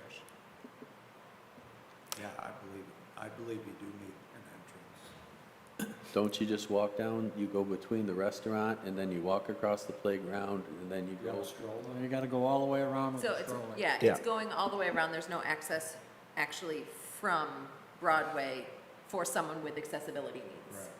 Right, so So, it's There impossible. are ways, like, I can actually picture a plan in my head, but it's costly to do that. What I can picture in my head in order to create, the slope and all that kind of stuff that is needed to access it from Broadway, but Yeah, I agree. it's, you've seen the handicap ramps in front of people's houses, right? So they typically go up 3 risers, Okay, these things are like 20-some feet long, and the rise is that high, 30 feet. So to get down to Children's Park, so remember the steps where you didn't have the railing for 6 years? Yeah, And nobody died, thank God? yeah. So to get a ramp down there, the ramp would have to go from Broadway pretty much to the fire station to get, See, I've got a plan in I my got, head. yeah, Like across, you know how we have like the walled, Right. you know, retaining walls, that you kind of mirror that and then bring it around so you can preserve some green space, but it's costly. so the fundraiser Yeah. for the municipal exterior elevator, you can start that now. I'll chip in $20. And when we get the, you know, that would be more practical, would be a lift. You obviously don't care about people in No, no, but you wheelchairs have or to- strollers or, You're not going, you can't do it. It's a $500,000 or something. We're talking about, You can do it, it's just costly. yeah. right. And there are grant opportunities So by the having an elevator updated Parks and is a Rec good- plan. You know, you can just go down the lift. Until the elevator breaks. And then the village doesn't have any money to fix it, and then everybody complains. Oh, come So- on, come on, come on, come on, come So on. I'm hearing promote and encourage, explore funding opportunities for grants. Right. Yes. Yeah, to- just, yes, yeah. explore, I'm open for creating any kind of accessibility. Got it. I just don't see it happening right there. It just doesn't seem to be feasible. I want to see your plan. Okay, thank you. Number 2, lost my place. Improve the quality of parks with equipment updates and continual maintenance, and considering new parks and open space as the opportunities rise. This was identified as a high priority, and something that could be considered an ongoing effort. I think the first sentence is the high priority. I think that in the last 3 years, we've made huge progress in there. Yeah. Yeah. And with the lumberyard, we are getting more public space. So I agree. I think that second part can be removed. Yeah, we really got to come up with a maintenance plan and a funding plan for the park. And one thing we need to keep in mind too is we have a separate Parks and Recreation master plan Correct. that we Yeah. prepare every 5 years, so. Yep. Maybe And- this and should say again- to support that yeah. instead. Maybe we should direct this to that instead of having a separate item and word this to say to support that plan, because I forgot. we Support do the have that goals plan. and objectives of the Yeah, yeah. Recreation master I'd plan. forgotten all about that plan because we never have any money to do anything with it. Okay? All right. Number 3, developing linkages between Lake Orion's inland and waterfront parks to assure a cohesive and linear open space and recreation system. In particular, developing a safe pedestrian and non-motorized linkage across M24 between the lake and downtown. We talked a little bit about enhancing that crosswalk, and I know there was a tunnel discussion as well. I think it's a, yep. So the crosswalk was put in out of a necessity because people are lazy and they shortcut from the boat docks over to the VFW at happy hour time. But it's always, okay? So from an engineering standpoint, the safe pedestrian crossing, the only safe pedestrian crossing of a state highway is at a signal-regulated intersection or an overhead bridge or an underground tube. All right?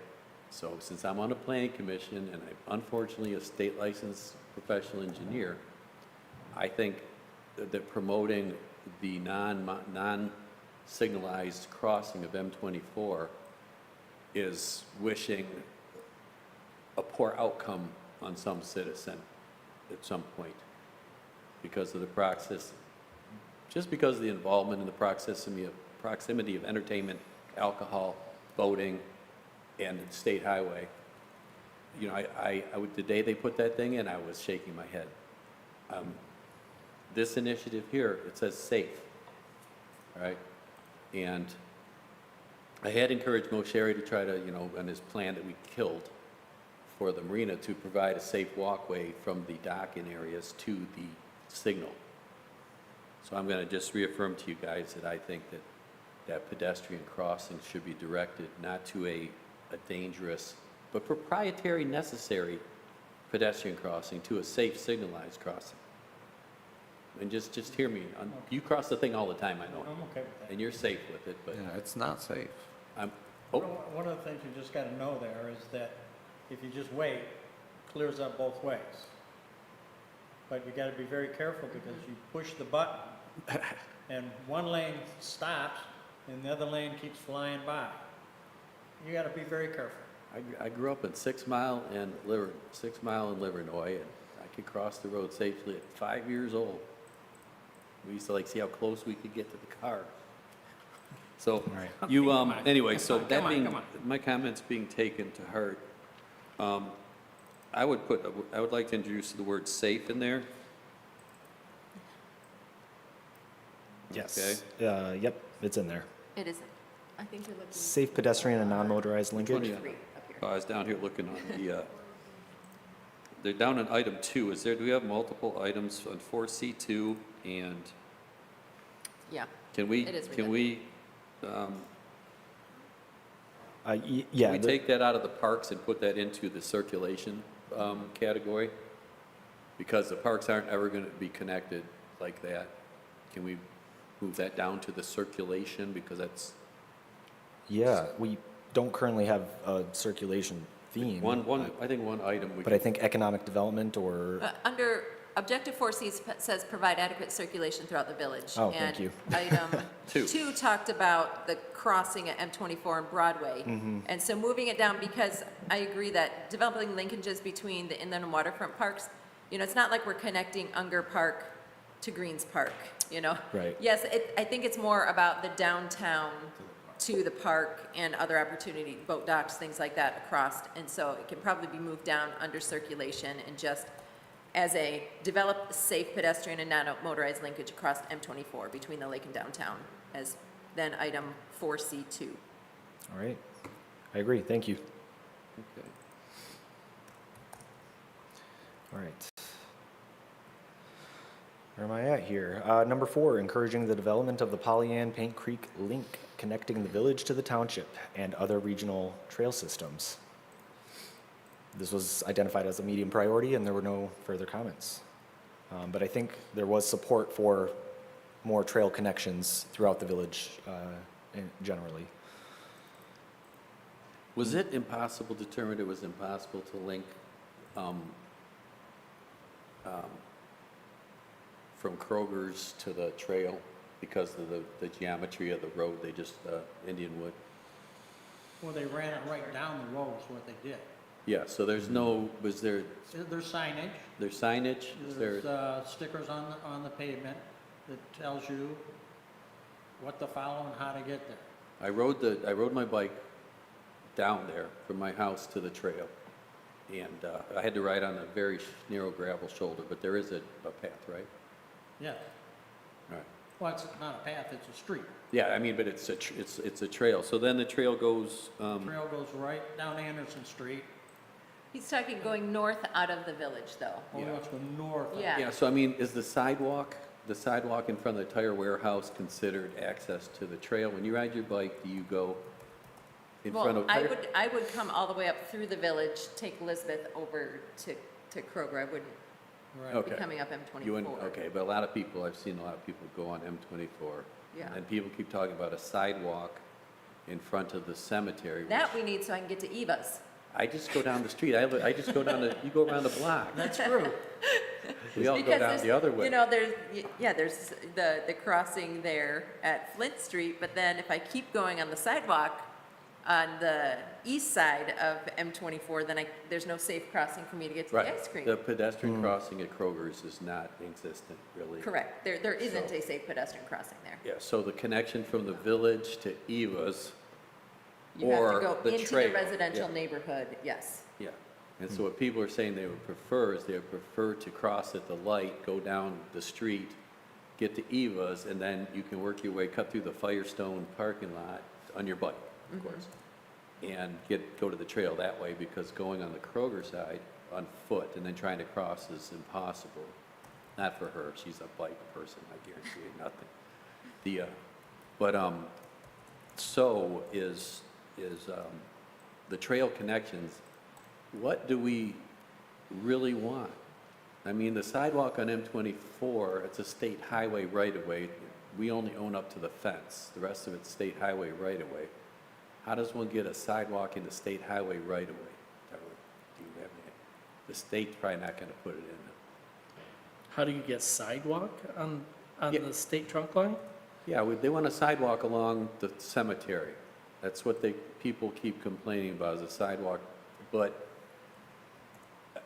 now I'm going, so once the sidewalk goes across the cemetery, say we got the sidewalk across the cemetery, now you're going to go through the commercial property there. They're not going to put the sidewalk in. I know the owner of the building, and he said that he pays more taxes on that building than any other property that he owns, in the world or something.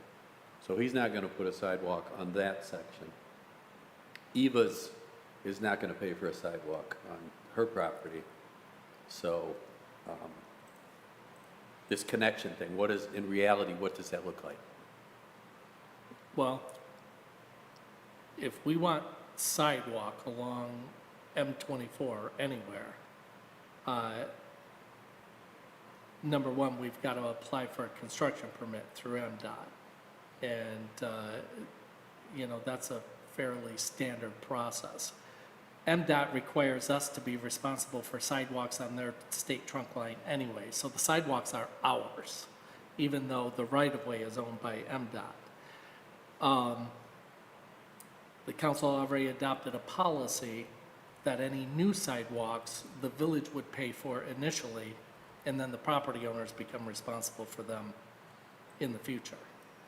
And that's starting with our new sidewalk improvement program. So it's a two-step process. Number one, a decision by the council that you want to install sidewalk anywhere. And then number two, if it's along the state trunk line, we would apply to MDOT for construction of the sidewalk. All right, We'd I have to think- meet, I we'd think have to the meet their standards. Overarching question is for this item number Yes. 4, Yes. encouraging the development of the Pollyant Paint Creek connecting, linking the village to the township and regional trail systems. What is the actual wish list item for that?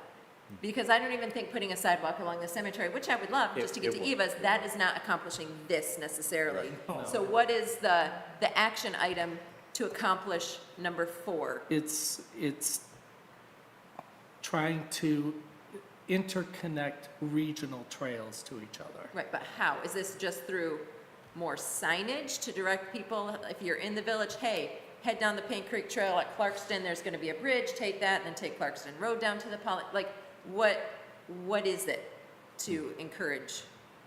I think I'm just, wanting to know a bit more concretely what this looks That's like. what I wanted. Yeah. I agree with you. Well, it would be the construction of facilities between the endpoint at Elizabeth and M24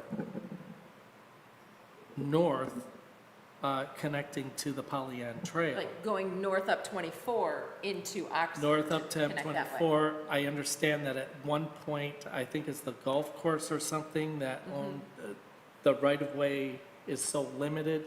At that point, you have to actually cut across, and I thought at some point they had talked about cutting across at Drainer Road maybe, or just south of Drainer Road, cutting across and connecting the Pollyant Trail where it comes down toward the south, I believe.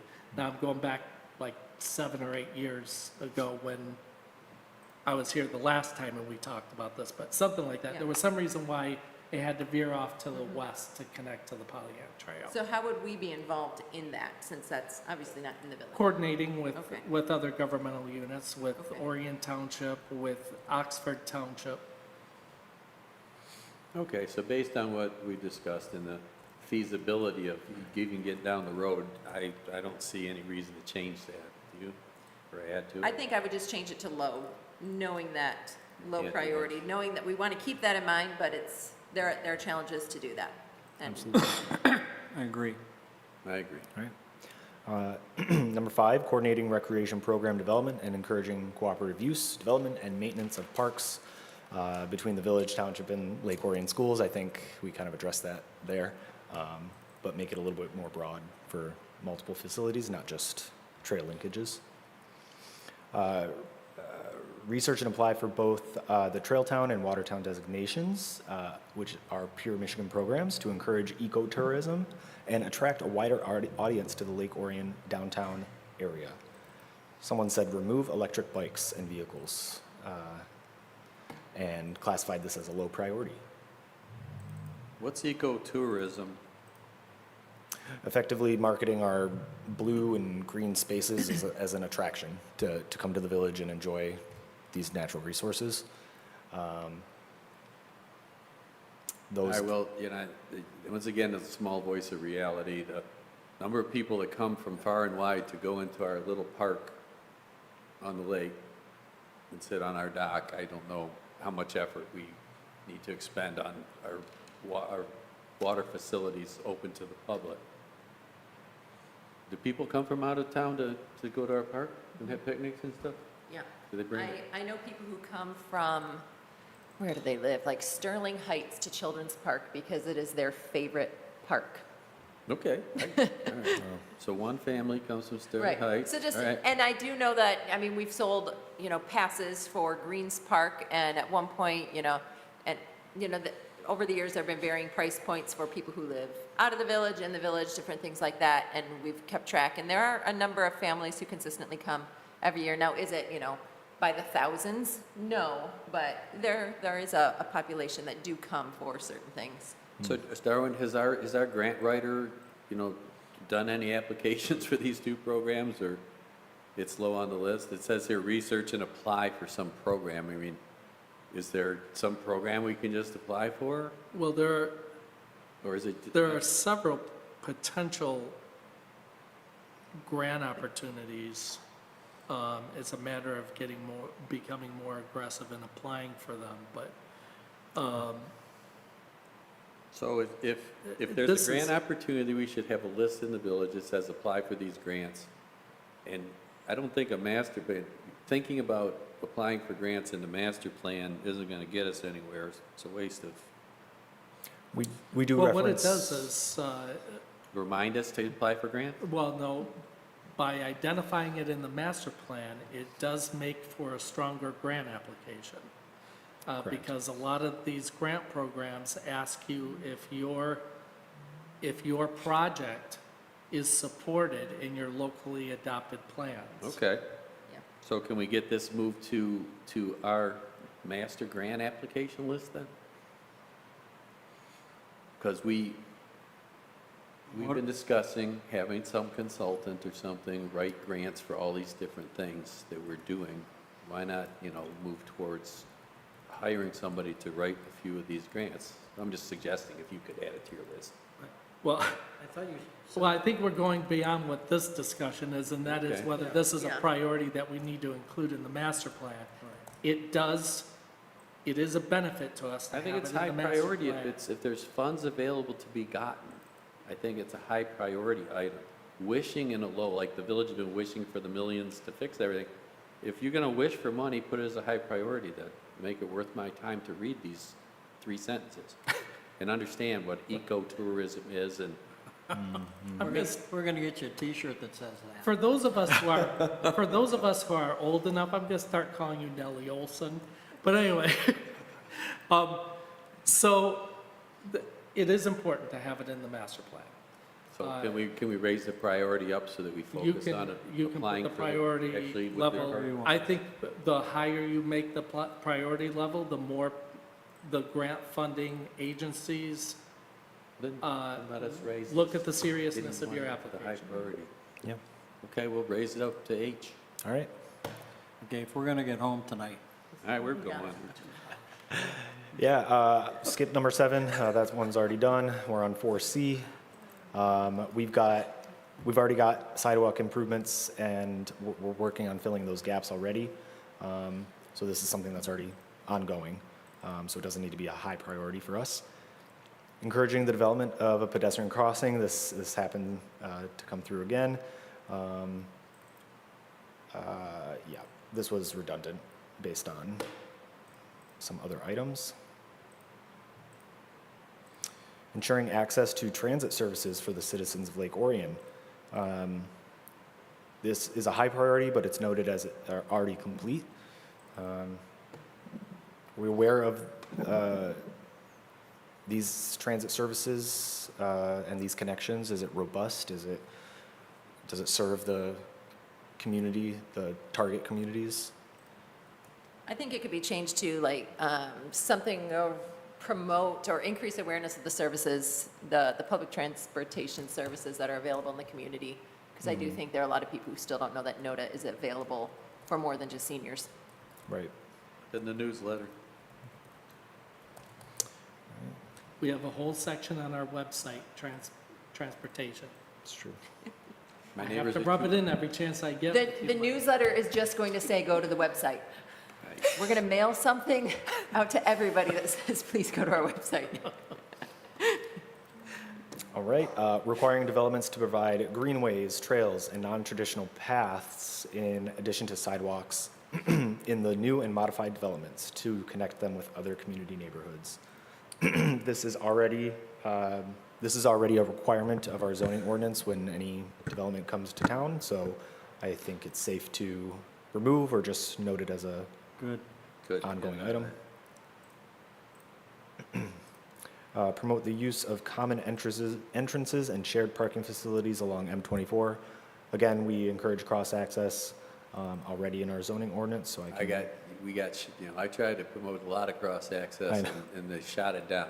So I want to remind you guys that it's in the master plan, you new members, old members are gone, new members, that the cross-access, when you go to McDonald's and then want to cut through the back and you can't, and then you wonder why the one next door, it's because certain people didn't want it, okay? I'm a super advocate of cross-access easements. I understand that people don't like people taking shortcuts, but it increases the fatality rate on our highway tremendously. Okay, especially, I've been watching the marijuana store and McDonald's a lot for the last 6 months, okay? People pull out of the marijuana store and they immediately turn right into McDonald's, and just because it's a new business there. There used to be a restaurant where you ate, and so no one ever went to McDonald's after they ate at the other restaurant. So the people come down M24, just rear end these people a few times. So the cross-access easement is very important, so we should, And then they go to the gas station to fill up with gas afterwards. you know what I'm saying? So Just keep going down the line. they should have. seen it. They should have run the road behind there. And then, So maybe prioritize cross-access. I think it should stay as a high priority at each new development, All right. you know? Like I wanted to cut the Mosherry's development through the marijuana parking lot, but they had absolutely nothing to do with it. But Right. I consider the marijuana stores to be safe places, very safe. So I don't see how having a cross connection through a marijuana store parking lot would be harmful to the community. Yeah. If it was a harmful establishment, why do we have it in our community? So so cross-access, yes, I'm a very strong advocate of cross-access. Okay, Gage. All right, so considering enhancing the integrity of the village road system with completion of platted, incomplete streets and linkages with the existing road system. I'm not sure how much we need new roads in the village, or how many of those uncompleted easements are out there. I think it's a wasted verbiage, and it's not relevant to what we've got going here. I don't even think it's possible. Yeah, well, most of those easements already are built upon or I mean, abandoned. we don't have to read it. We should just remove it. Support?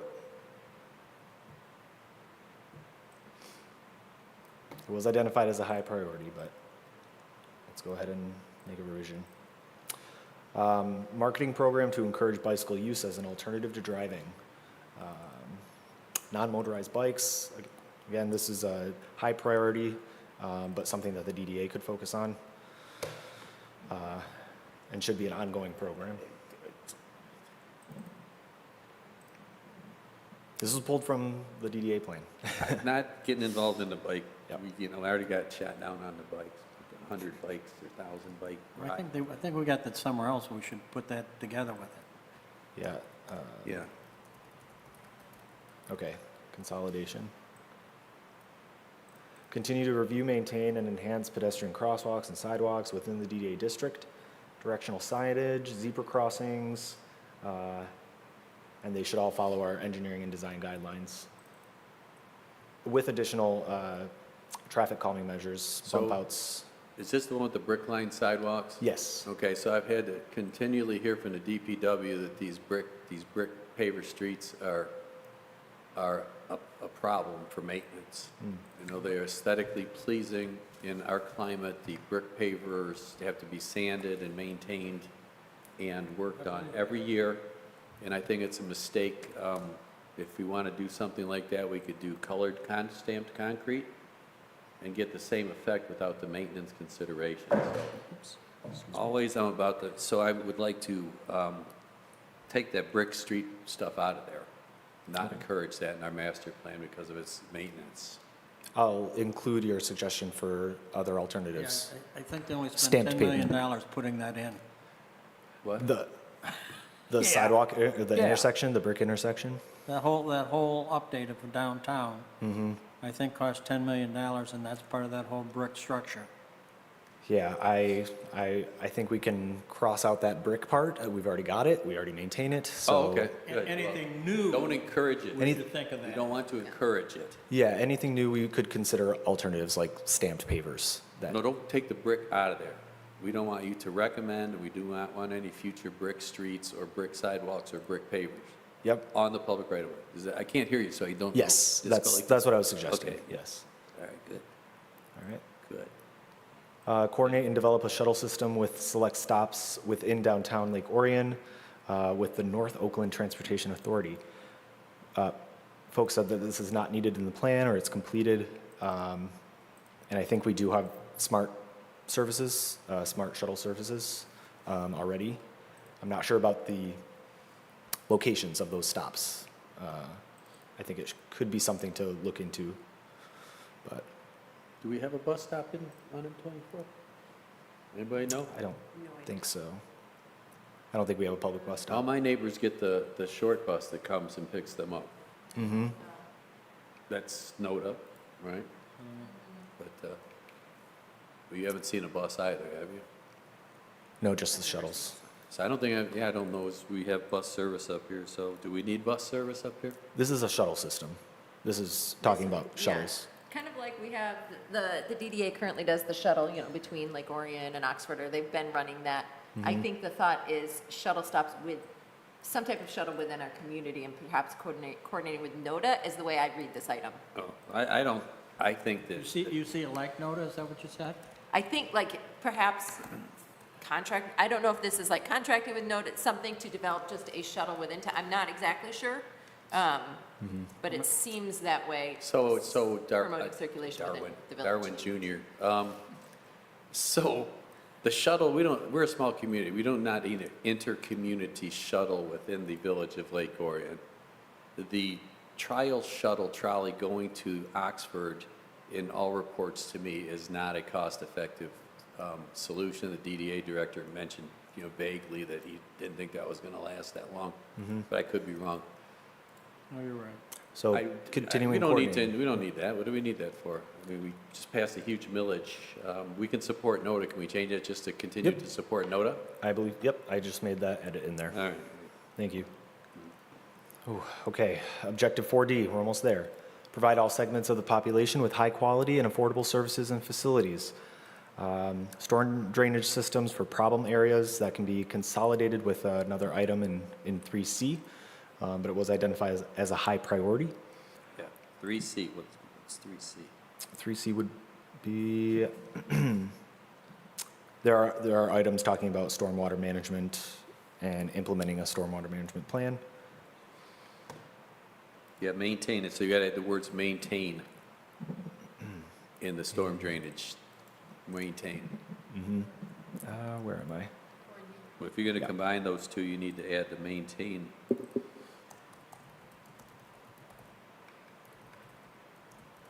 Okay, So Lake Mike ended up in my driveway Saturday when the DPW director drove by my house and plowed Lake Mike. You're familiar with the site where the water floods the road? And then we have 4 inches of ice for, 60 feet down North Shore and then push it all into my driveway because we have no drainage facilities on the street. So we need to, I want to encourage at all plans the improvement of maintenance and improvement of drainage in the village. Well, you did build on Gilligan's Island, okay, so that in and of itself creates some problems. All right. Gilligan's Island, you take another shot, huh? I'll save I them. like that one, that was a good one. That's all right, we have Do we have that in the retribution notes, make sure that, Gilligan's Island. is- All right. Retribution is. It's on the record. All right, maximizing the efficient use of existing community facilities and encouraging the reuse of community facilities in the downtown that are consistent with the village's plan. This was noted as sort of vague, so I suggested potentially identifying facilities and potential uses. okay. I We think that's, just take it out of there, didn't we already talk about this early on? About the community, common spaces and stuff? it could be consolidated with another item. Yeah, this is, there's no spaces, it's in the parks, they're all parks. Okay. Encouraging the development of underground utilities with new construction. This is actually complete. We already require Yeah, this. That's high, yep. Okay.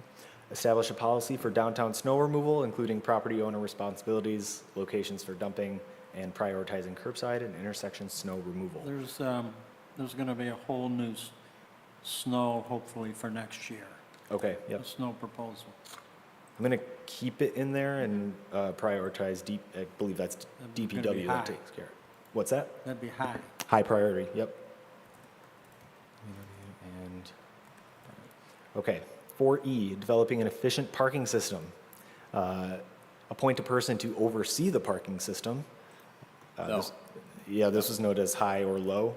No, actually just come out of there.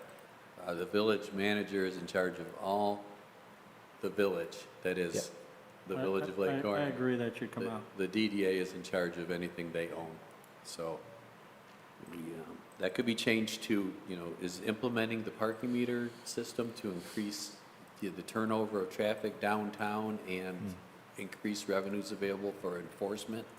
Is that in there? That, Remember, we talk about it every year. Yeah, but I don't want it. Well, I know you don't, but still, it's like, there are a lot of people do. yeah, add and enforce parking limits to the most convenient spaces. Yeah, it doesn't specifically mention meters, but we should include that. Yeah, we need to have a parking, we need to have some thing in the master plan to develop the parking downtown. Now, this, so we're not gonna talk about policy, but parking meters and parking management are all part of the same thing, okay? So vehicle turnover in front of businesses promotes business revenue, Right. okay? A lot of people, if they can't find a parking spot, they go home. Okay? And so, since it's, I think we should, and somewhere in there, the parking management or parking management should be, develop a community-based parking plan, or what do you call those things, Darwin, policies? So, develop- come on, so we need to have some kind of community-wide parking policy or plan Okay, that's dictated by the community, not by special interest local groups. so we like do all have, yep, we do have our 2020 parking study. You have all kinds of stuff, but we've never implemented them because we don't have a plan, and then we have to vote on the plan. All right, I'm in support of adding that on here, developing a village-wide parking plan. Is that okay? No. I really think that we have enough about parking, and that with the online of the lumberyard, that will help drastically. It will also move cars out of the Anderson Street lots during the day, which will Free up increase space. opportunities for people to shop and eat in town. We still need to have a plan because we don't have a lumberyard plan. It's So, coming. I think just adding language about developing a parking plan will also eliminate, because there's a lot of things on here, it'll probably eliminate things like wayfinding signage across the downtown aid, that's in conjunction with the DDA's wayfinding signage already, it's under a plan. Right. Developing a parking fee and fine schedule, under a plan. So I think it'll help That's, consolidate some yeah. of those things. we should get a consistent plan amongst all our groups and go with that. Yes, I'm going to work on that and see which ones can be consolidated or removed. And then Darwin, the number 11 is sinking fund for maintenance of the, we don't have,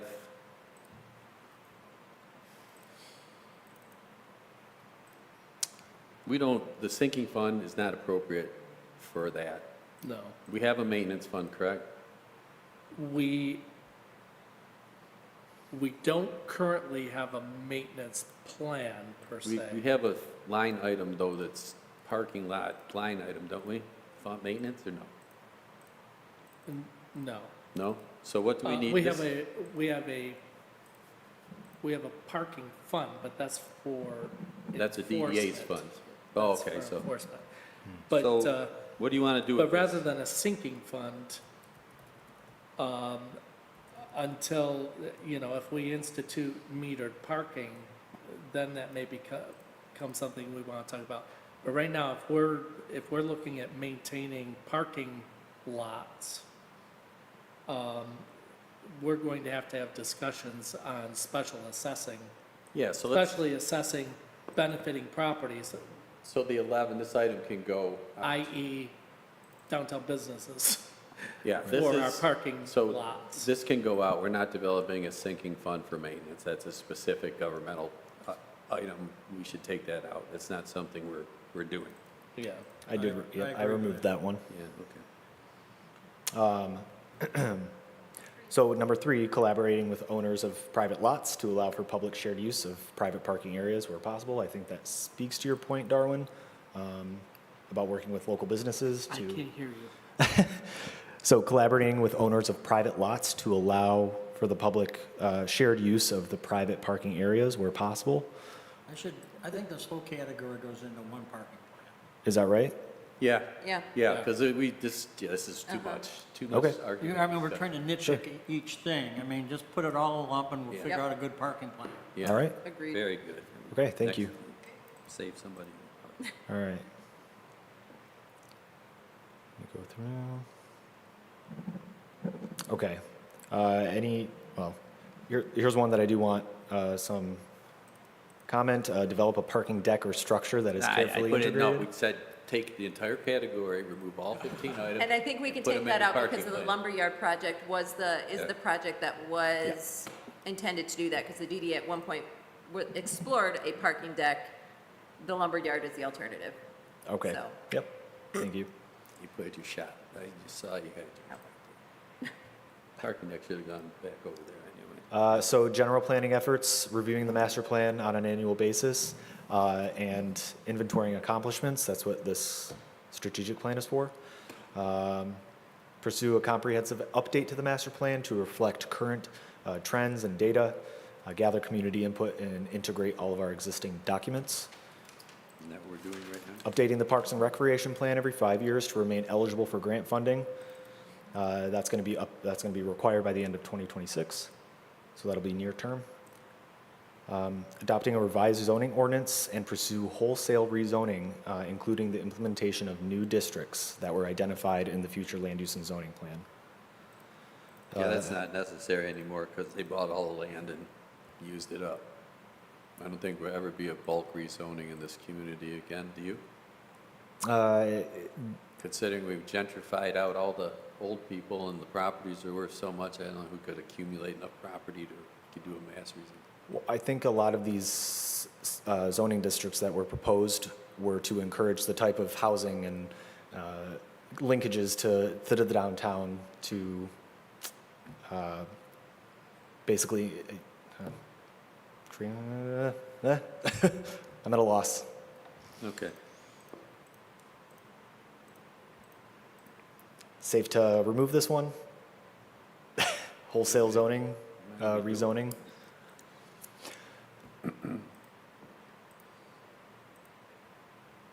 Yes. All right. Creating a capital improvement plan that is already in progress. That's Village Council's authority. We'll be talking about that in a little bit. Yeah. Building trust and relationships with business community, focusing on personal outreach and ongoing education. That's really the DDA's purview. But we could work with the DDA and maybe host community roundtables or annual business meetings if they aren't already occurring. I think there's a big opportunity with the DDA working stronger with the village, and I see that coming in the future. Okay, thank you. This was identified as a high priority. And maintaining close relationships with the library board, seeking projects that support the goals of the Orion Township Library, and improving ease of access for residents. Doesn't hurt to include that one. Doesn't hurt. I went to the library once this year, which is more than I've ever gone. No, I mean, it's good. It was nice. They have a nice library. You guys been there?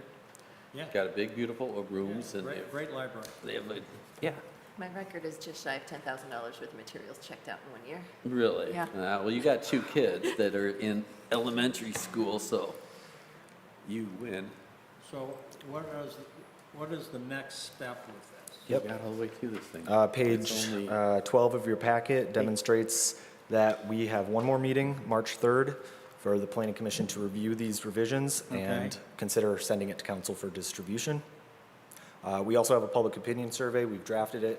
I'm going to get it online, and I'll ask for everyone's help to spread the word, just to understand community's priorities with the goals and objectives.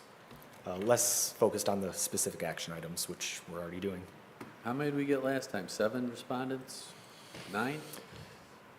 For the last master plan effort, The last big McKenna survey we did for one of our plans. it was in the Pretty double. sad. It was in the double digits, but it wasn't impressive. It wasn't in particular, it's very political, very, Yeah. it wasn't. Mr. Chairman, So there's a recommended motion. I move that we direct the village planning consultant to incorporate feedback received at this February 3rd, 2025 regular meeting of the Planning Commission into a revised draft of the master plan, strategic action plan, and to place the revised draft on the agenda of the next regular meeting of the Planning Commission. Support.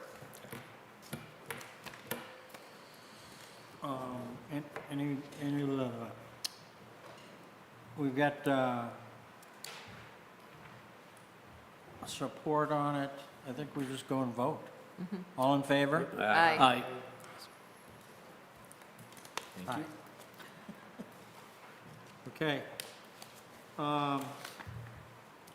New business, draft 24 to 2030 capital improvement plan for planning commission review and comment. I don't know where that is. Mr. Chairman, I will take up this one. The village administration and village council have been working hard on developing a comprehensive multi-year capital improvement plan for the village. We have completed our preliminary work. We've developed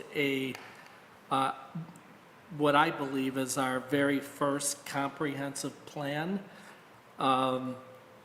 that covers the fiscal years 2024-25 through fiscal year 2029-30.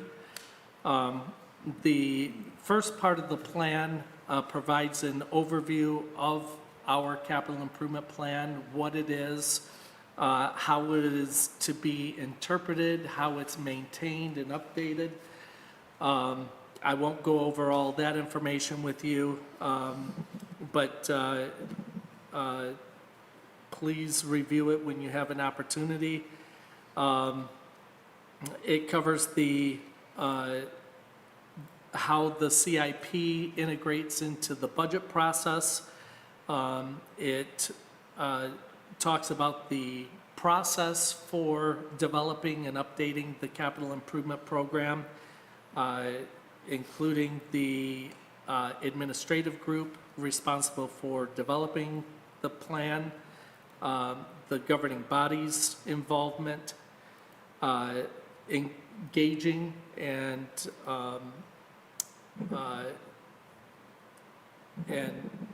receiving feedback from our residents, businesses, and other key stakeholders in the process, the capital improvement plan criteria. And we address the major capital improvement program funding sources and define what those are. And then we present the capital improvement program financial plan, and that is really the meat and potatoes of the plan. And you will see the very first page of the financial plan is the summary of the capital improvement plan. You will see that it is a capital improvement plan where we have identified almost $29 million in capital needs of varying priorities. And then each subsequent sheet of the financial plan is a breakdown by department or activity. You'll see we've got a plan for village council, the manager, all of our major departments, major and local streets, sidewalks, water and sewer, and so forth. Under state law, the Planning Enabling Act requires the Planning Commission to develop and present a capital improvement plan to the municipal legislative body unless the charter or the council through ordinance has determined that the Planning Commission is exempt from that requirement. Our ordinance establishing the Planning Commission exempts the Planning Commission from preparing and submitting a capital improvement plan. So the Planning Commission does not have to develop this plan, which is why administration has developed it in working directly with council. Okay. However, the Planning Enabling Act does say that even if the Planning Commission is exempt from the requirement, the Planning Commission is still afforded the opportunity to provide input into the plan as far as any public improvements or public structures. So we are presenting this plan to the Planning Commission tonight to receive any comments that the Planning Commission may have before this plan goes back to the Village Council on February 10th for council's final action on the plan. So this is your opportunity as planning commissioners to provide any comments that you wish the Village Council to have before they give final consideration to the plan. And I'm happy to answer any questions you may have on the plan. Okay. I got a question. Darwin? Looking at the plan, how many communities are you familiar with, or are you familiar with any communities that have a community-wide special assessment for replacement of and maintenance of the local streets? That's a kind of incident where everyone gets assessed every year for a small amount, and then the community uses that fund to rotate through the neighborhoods to replace the streets. So it shares the costs of the local street across all the taxpayers, Is that been done before, and is that feasible as opposed to special assessments for just that street? So there are many communities that utilize the special assessment process to spread the costs of street improvements against benefiting properties. In addition to, my experience has been they have a formula where they determine what level of general community benefit there is to a particular street. My experience has been they use the MDOT street classifications to determine what level of community benefit there is. So major streets are there's more financial responsibility by the overall community to contribute toward the improvement of those streets than there would be for local streets. Many communities, instead of using special assessments, they levy a millage, a road millage for street improvements. That's what I meant. So,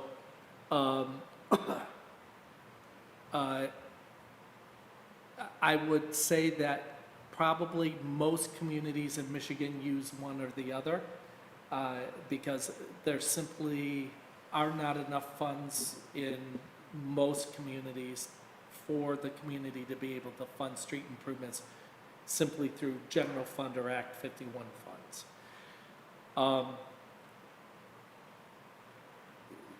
If you're asking for my opinion between levying a millage or the special assessments, No, I wasn't. I wasn't.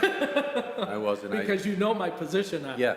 Yes, so I don't as a- encourage a millage at all. I know that. So as a planning and as a planner, you know, taking the general revenues of the village and then spending them on the roads if they're available is along the same lines as making a millage.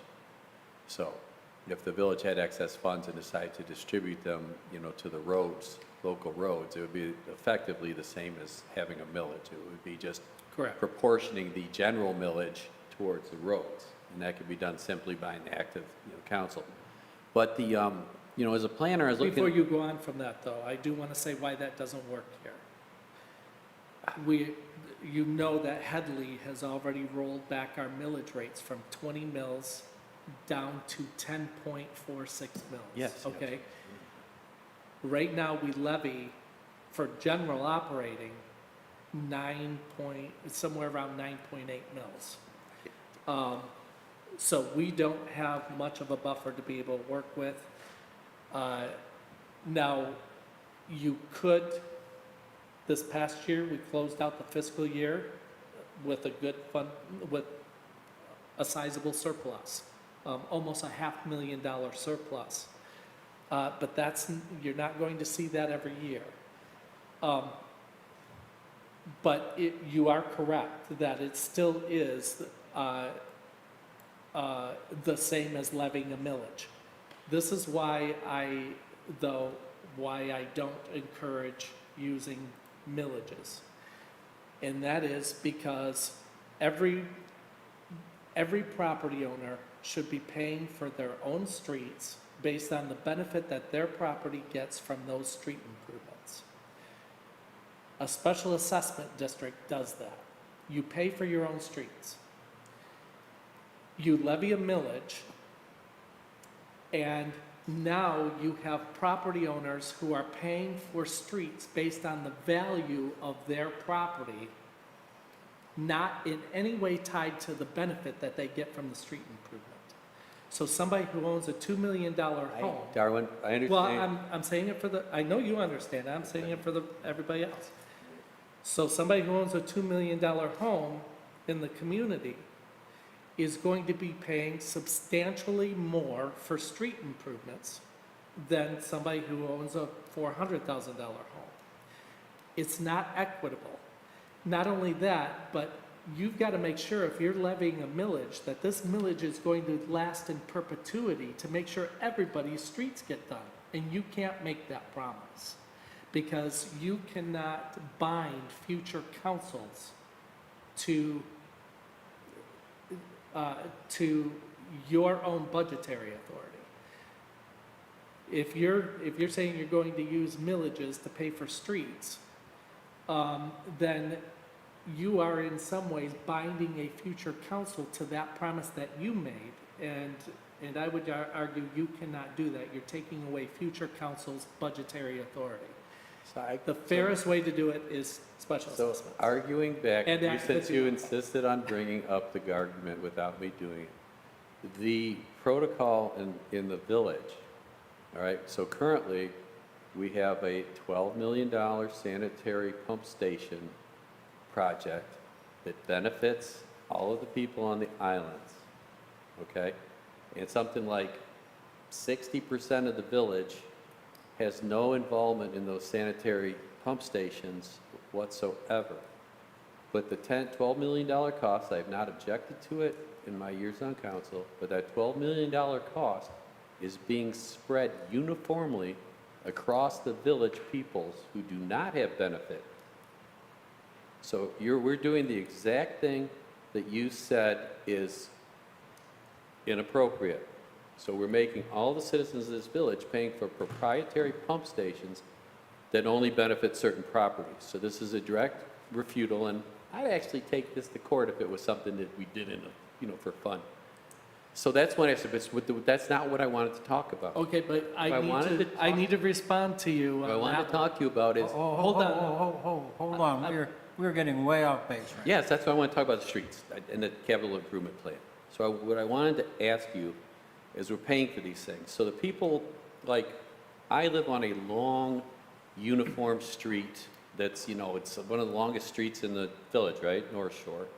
So when we get paid, we're going to get special assessed, blah, blah. So it's a nice sized project. We're all going to, it'll probably be, well managed, blah, blah, blah. But then there's some other people that live on little tiny streets on the island where there's only, 12 homes. So you can't really do a economical paving project for that street by itself. Okay? So when I'm wondering about this capital improvement plan, as we do these special, besides, forget the other argument for now, as we do this, are we going to be grouping, is there going to be more detail in that capital improvement plan, like what streets are getting paid, what portions? Are we going to recommend that they do 50,000 tons of asphalt at a time in the improvement program as opposed to going one street at a time to get an equitable cost benefit for doing a, scale project? That's the kind of stuff, planning wise, I'm thinking about. Is there going to be more input into the CIP as far as, the planning of the actual work or some kind of standards that we need to promote so that the people at the little streets don't get burdened by small project charges versus the people at the big streets who get, we have a better chance of getting a better rate? So, let me break down your questions here. So, the cost of paving a street, whether it's 50 feet or 5 miles, is still what it is.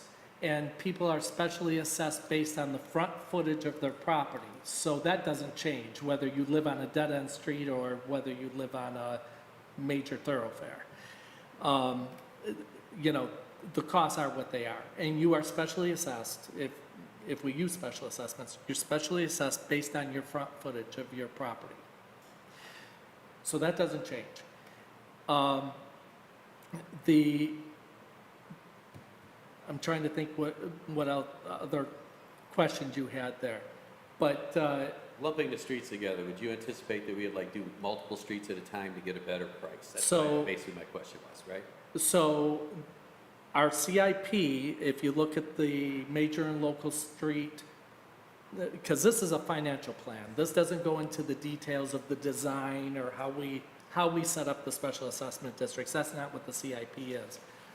But in our pavement asset management plan that is being developed, is pretty much done by the engineers, has identified projects over the next 3 to 5 years.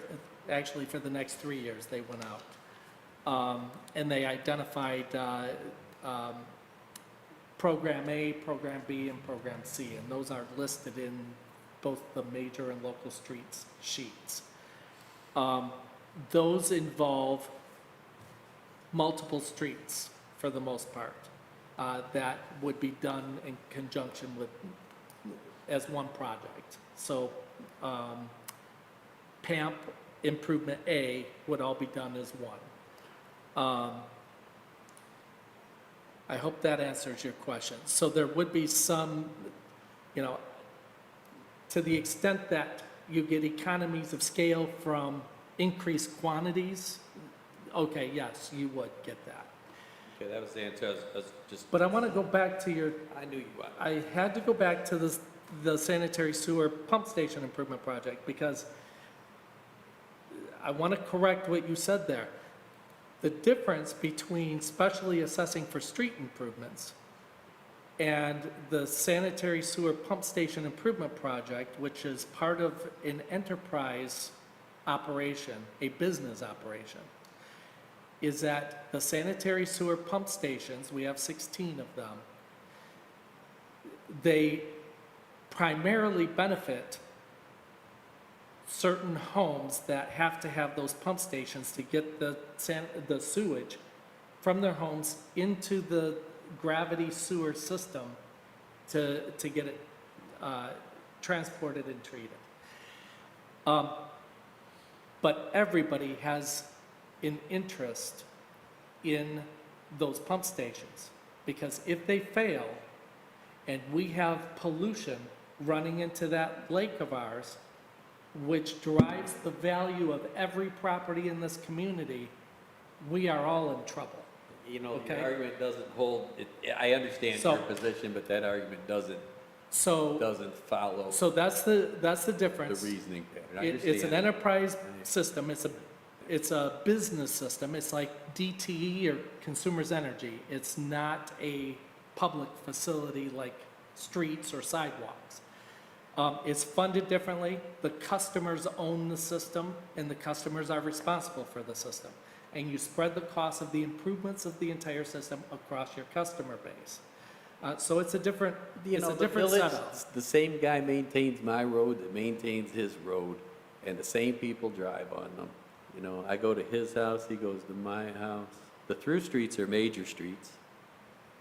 Okay, so I disagree with you, but let's move on with our I'm night. talking about you visiting them, or which one of you are? We can, no, I'm I gonna don't know, come he visit doesn't you. visit. Where- I don't think I've ever driven down North Shore. I think No. I may have walked it once. I want to know. I've never You're driven missing down the How, road. how many so- of you have driven, how many of you have driven down Park Avenue? Me. I've driven on Park- every street in the village. It's a private Park street. Ave, because you live on it, or No, we just go visit. just, Just because I'm taking a ride.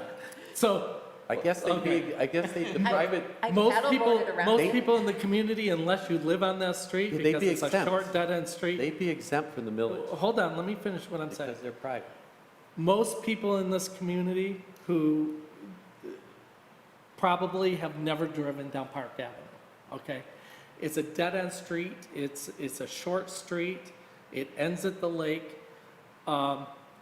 So, you know, people on Atwater Street paying a millage to improve Park Avenue when they most likely will never drive down it is not a fair way to pay for paving Park Avenue. In The your, people who live on Park Avenue, because we just did their retaining wall, $100,000, yeah, that was a mistake. and they contributed toward that cost. But, you know, the people who live on that street should primarily pay for paving that street. They're the ones who benefit from it. And because it's a dead-end street, under our current policy, they are probably paying about 90% of the cost of that street.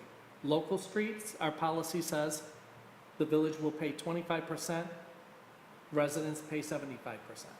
Major streets, it's 50-50, because most people get a benefit of the major streets. Okay. So, just for some insight for the planning commission. Very, very insightful. So do we have input on the capital improvement so- plan? When do we have to have our input to the capital improvement plan? Well, it's supposed to be tonight to be on the council agenda on Monday, but So my opinion was, how are we gonna pay for it? And it's from a planning standpoint, Darwin and I've reviewed it with you on numerous occasions, and I think I feel Darwin's included all of the necessary words. The numbers and things are not the planning commission's, you know, not our venue, so.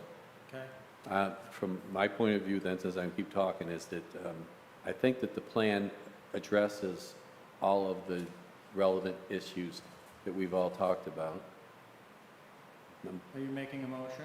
Well, I think No, I was gonna let you another talk. council- I'm sorry. This is just a, I'll say, hopefully a constructive recommendation. I think that this is a good start, but I guess sitting here, and maybe because it's my financial background, but I'm saying, okay, when I put together a 5-year business plan, you know, and I do my, in this case, my general fund expenses, I also have the revenues that are coming from the millage based on the current base of properties that we have.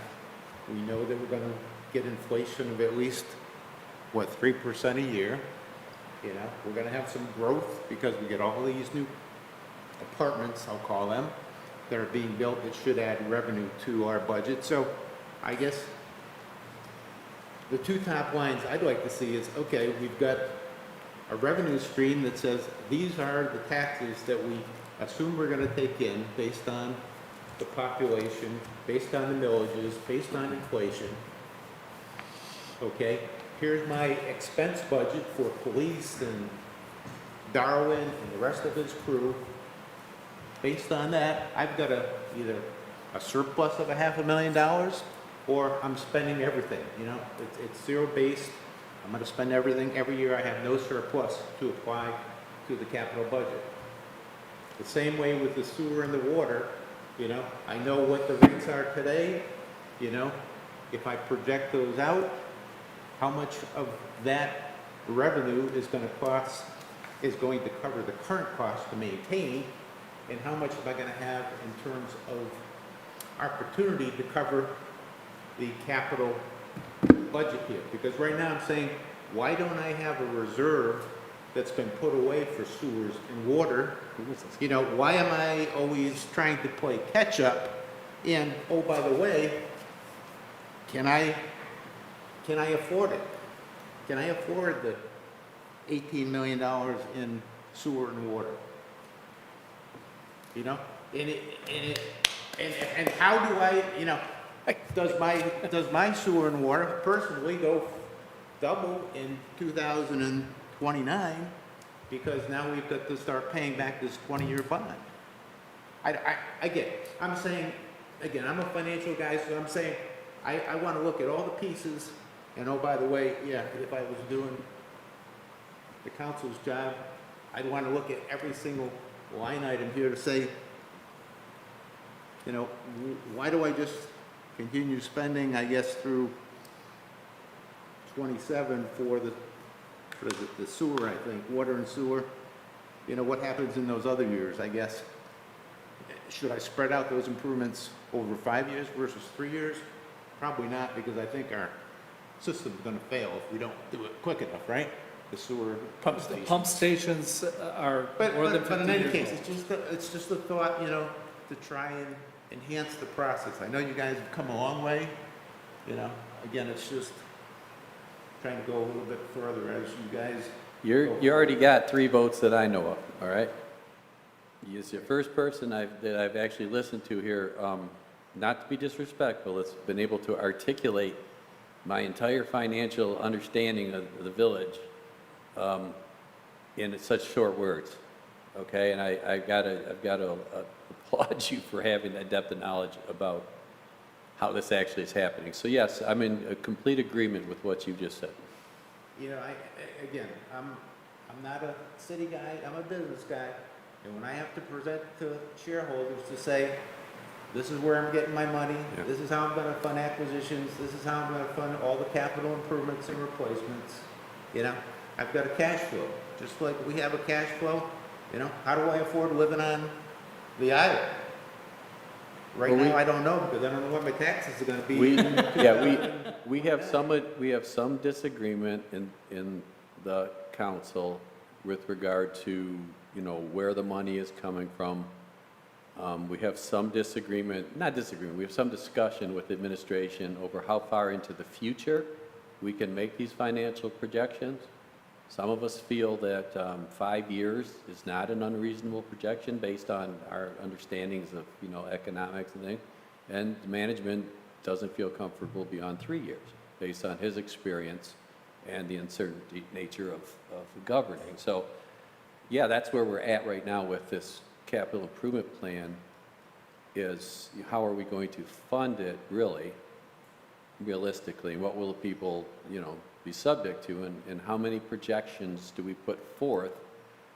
Some people are concerned if we project too far forward into the future, we'll be upsetting the population and scaring them because of facing the realities that they're going to have to pay.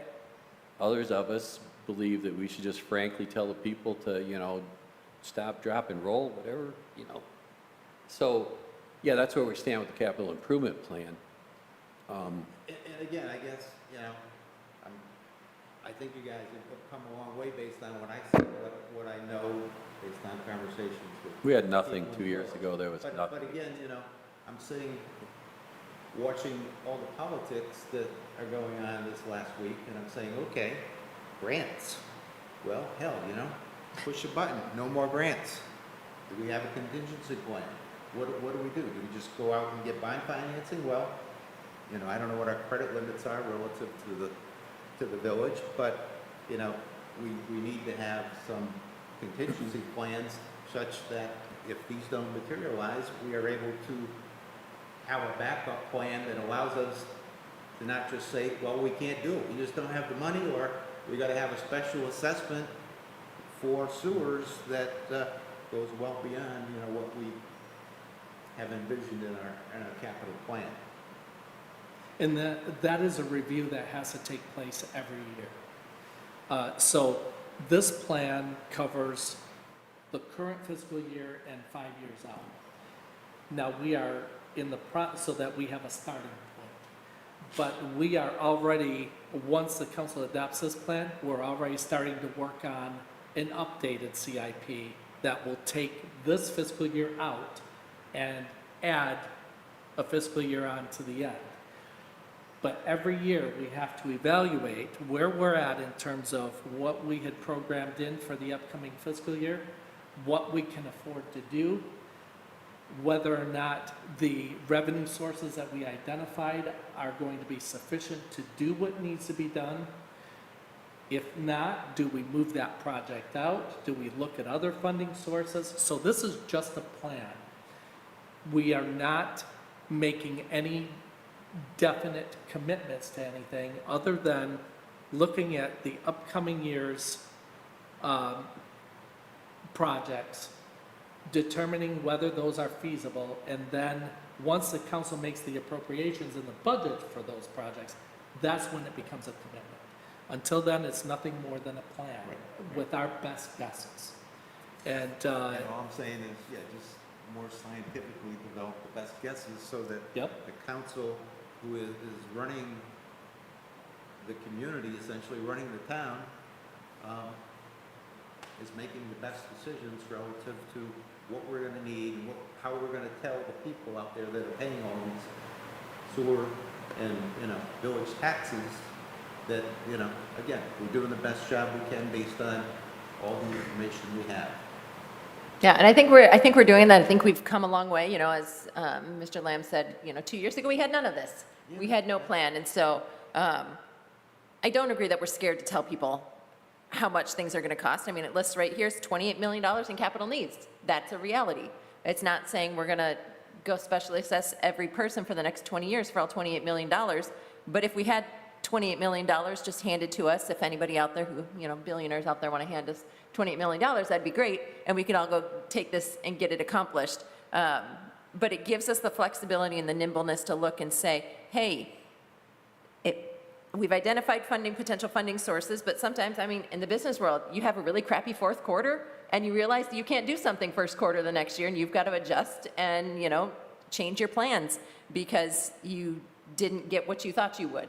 So it allows us to do that and prioritize then. I think, at our council meeting, we noted that there are things on this plan that are like, these are necessities. These are, we have to do these. We have to get the pump stations done. But then there are other things that are like, that would be really great to have, and we see it is a need, and it's a priority, it's why it's on our plan, but it would not be the end of the world if we postponed it to the next year, as we identify different funding sources or reprioritize things. And so I think we are trying to do that, and continue, as Darwin said, we can continue every year We're reviewing it, identifying funding sources, planning, and this is, the first time that I'm aware of that we have had any type of plan in place. You know, you've already said it, and it may be somewhere on backup pages, but yeah, priority. If I lose grants of $1 million, what's the first $1 million I'm gonna cut out in Right. 2025? So, but anyway, no, I give you guys credit for doing a good job, putting a lot of effort towards it, and if there's any, if there's any help that you need, I mean, I will volunteer to help you guys out, crunch numbers, whatever. Thank you. Thank you. Any other comments?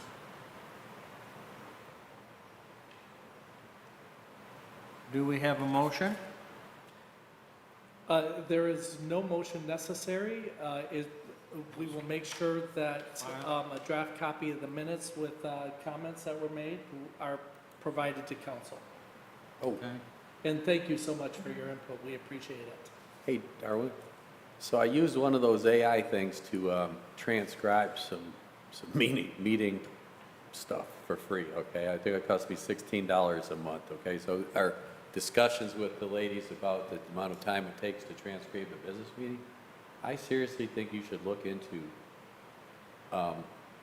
one of those AI transcription service to do the first draft of those verbal recordings that we've been taking. It took a verbal tape and identified who you guys were and did the whole transcription very cheaply, $16 a month.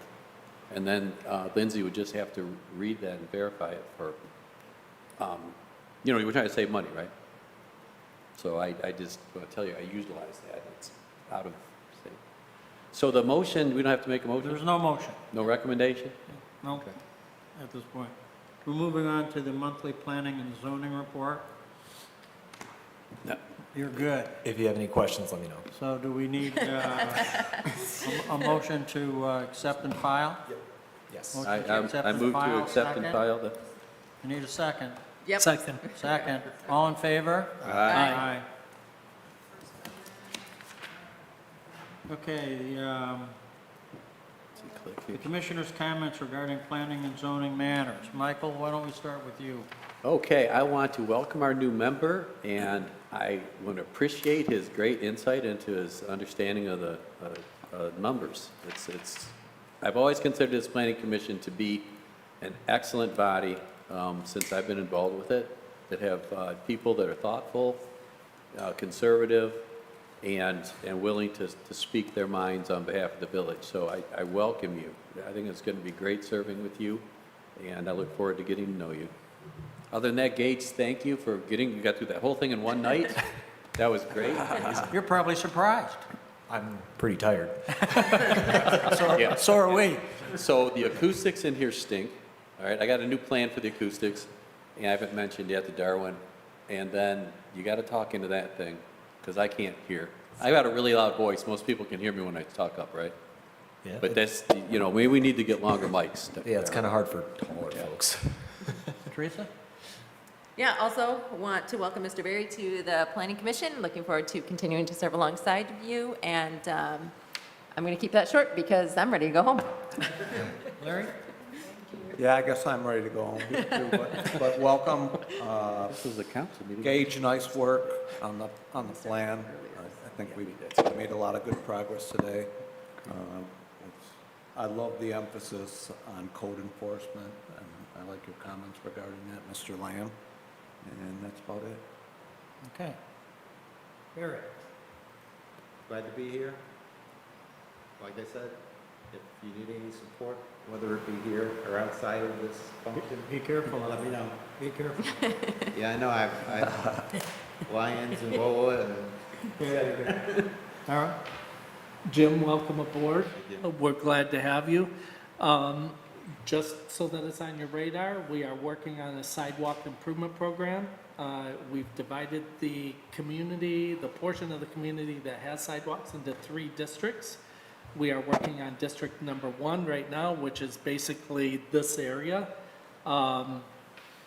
East of M24, I would say east of M24, north of Atwater Street. So we're going through that process. It is going to be a special assessment district process.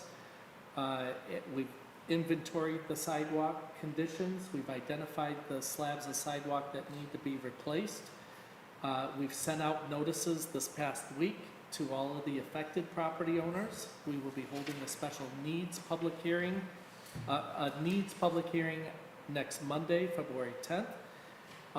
If the council determines there is a need to move forward with the project, we will then bid out the project, get numbers back, develop a special assessment role, and then we will have a special assessment public hearing so that the affected property owners can tell us whether they're happy or unhappy with the numbers that they are going to be paying for their special assessment. And then the council will determine whether or not to proceed. If the council determines to proceed with the project, we will award the contract, and the sidewalk repairs will be done probably in July and August of this year. And then we will start the process this fall for District Number 2.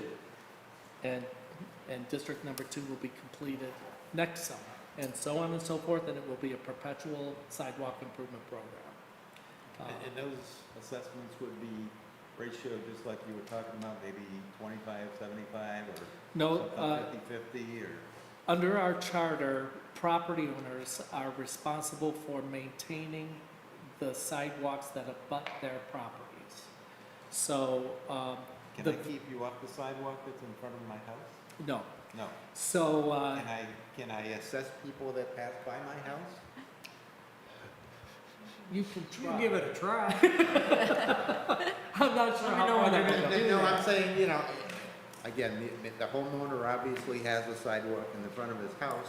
Like, he may have 1,000 people who walk up and down that sidewalk every week, you know, and they don't live adjacent to the sidewalk, so they're not paying anything. I'm paying for essentially their sidewalk.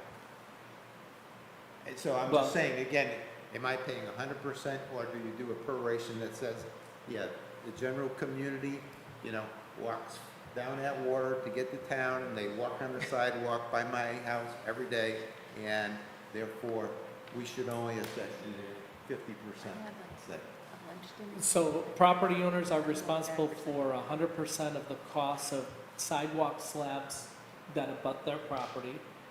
The village is responsible for paying for sidewalk handicap ramps at street intersections.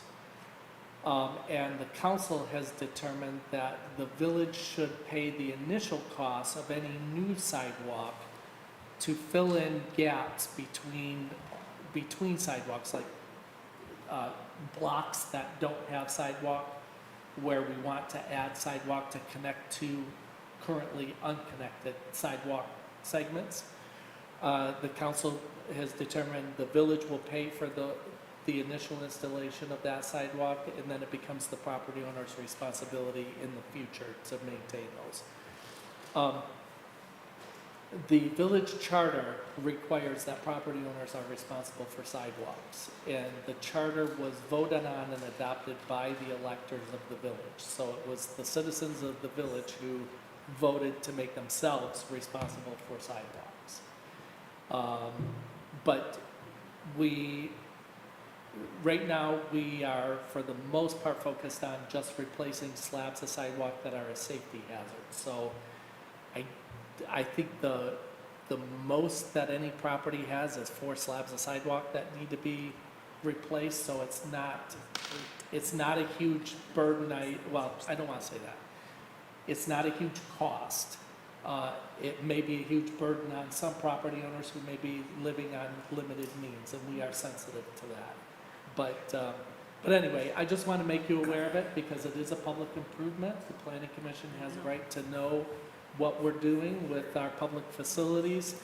But we are trying to get a handle on improving our sidewalks, making them safer, making the community more walkable, the downtown area especially.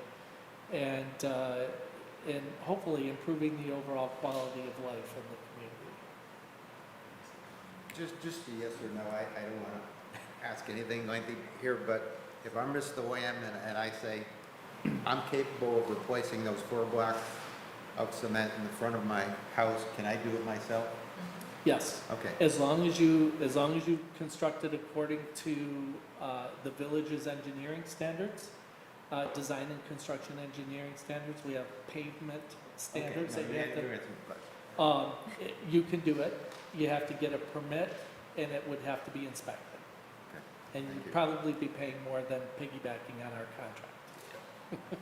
Darwin, do you have anything else? But that's all I have. Okay. Last but not least, I want to welcome Jim to the Planning Commission. You'll find that's a fun group. I thought we had a great discussion today. I think a lot of hard work went into this. You got responses from, I think, everybody, didn't you? Close to. Or close to it, so I think there was great participation. Our next meeting is March 8th, and I need a motion to adjourn. So moved. All in favor? I So moved.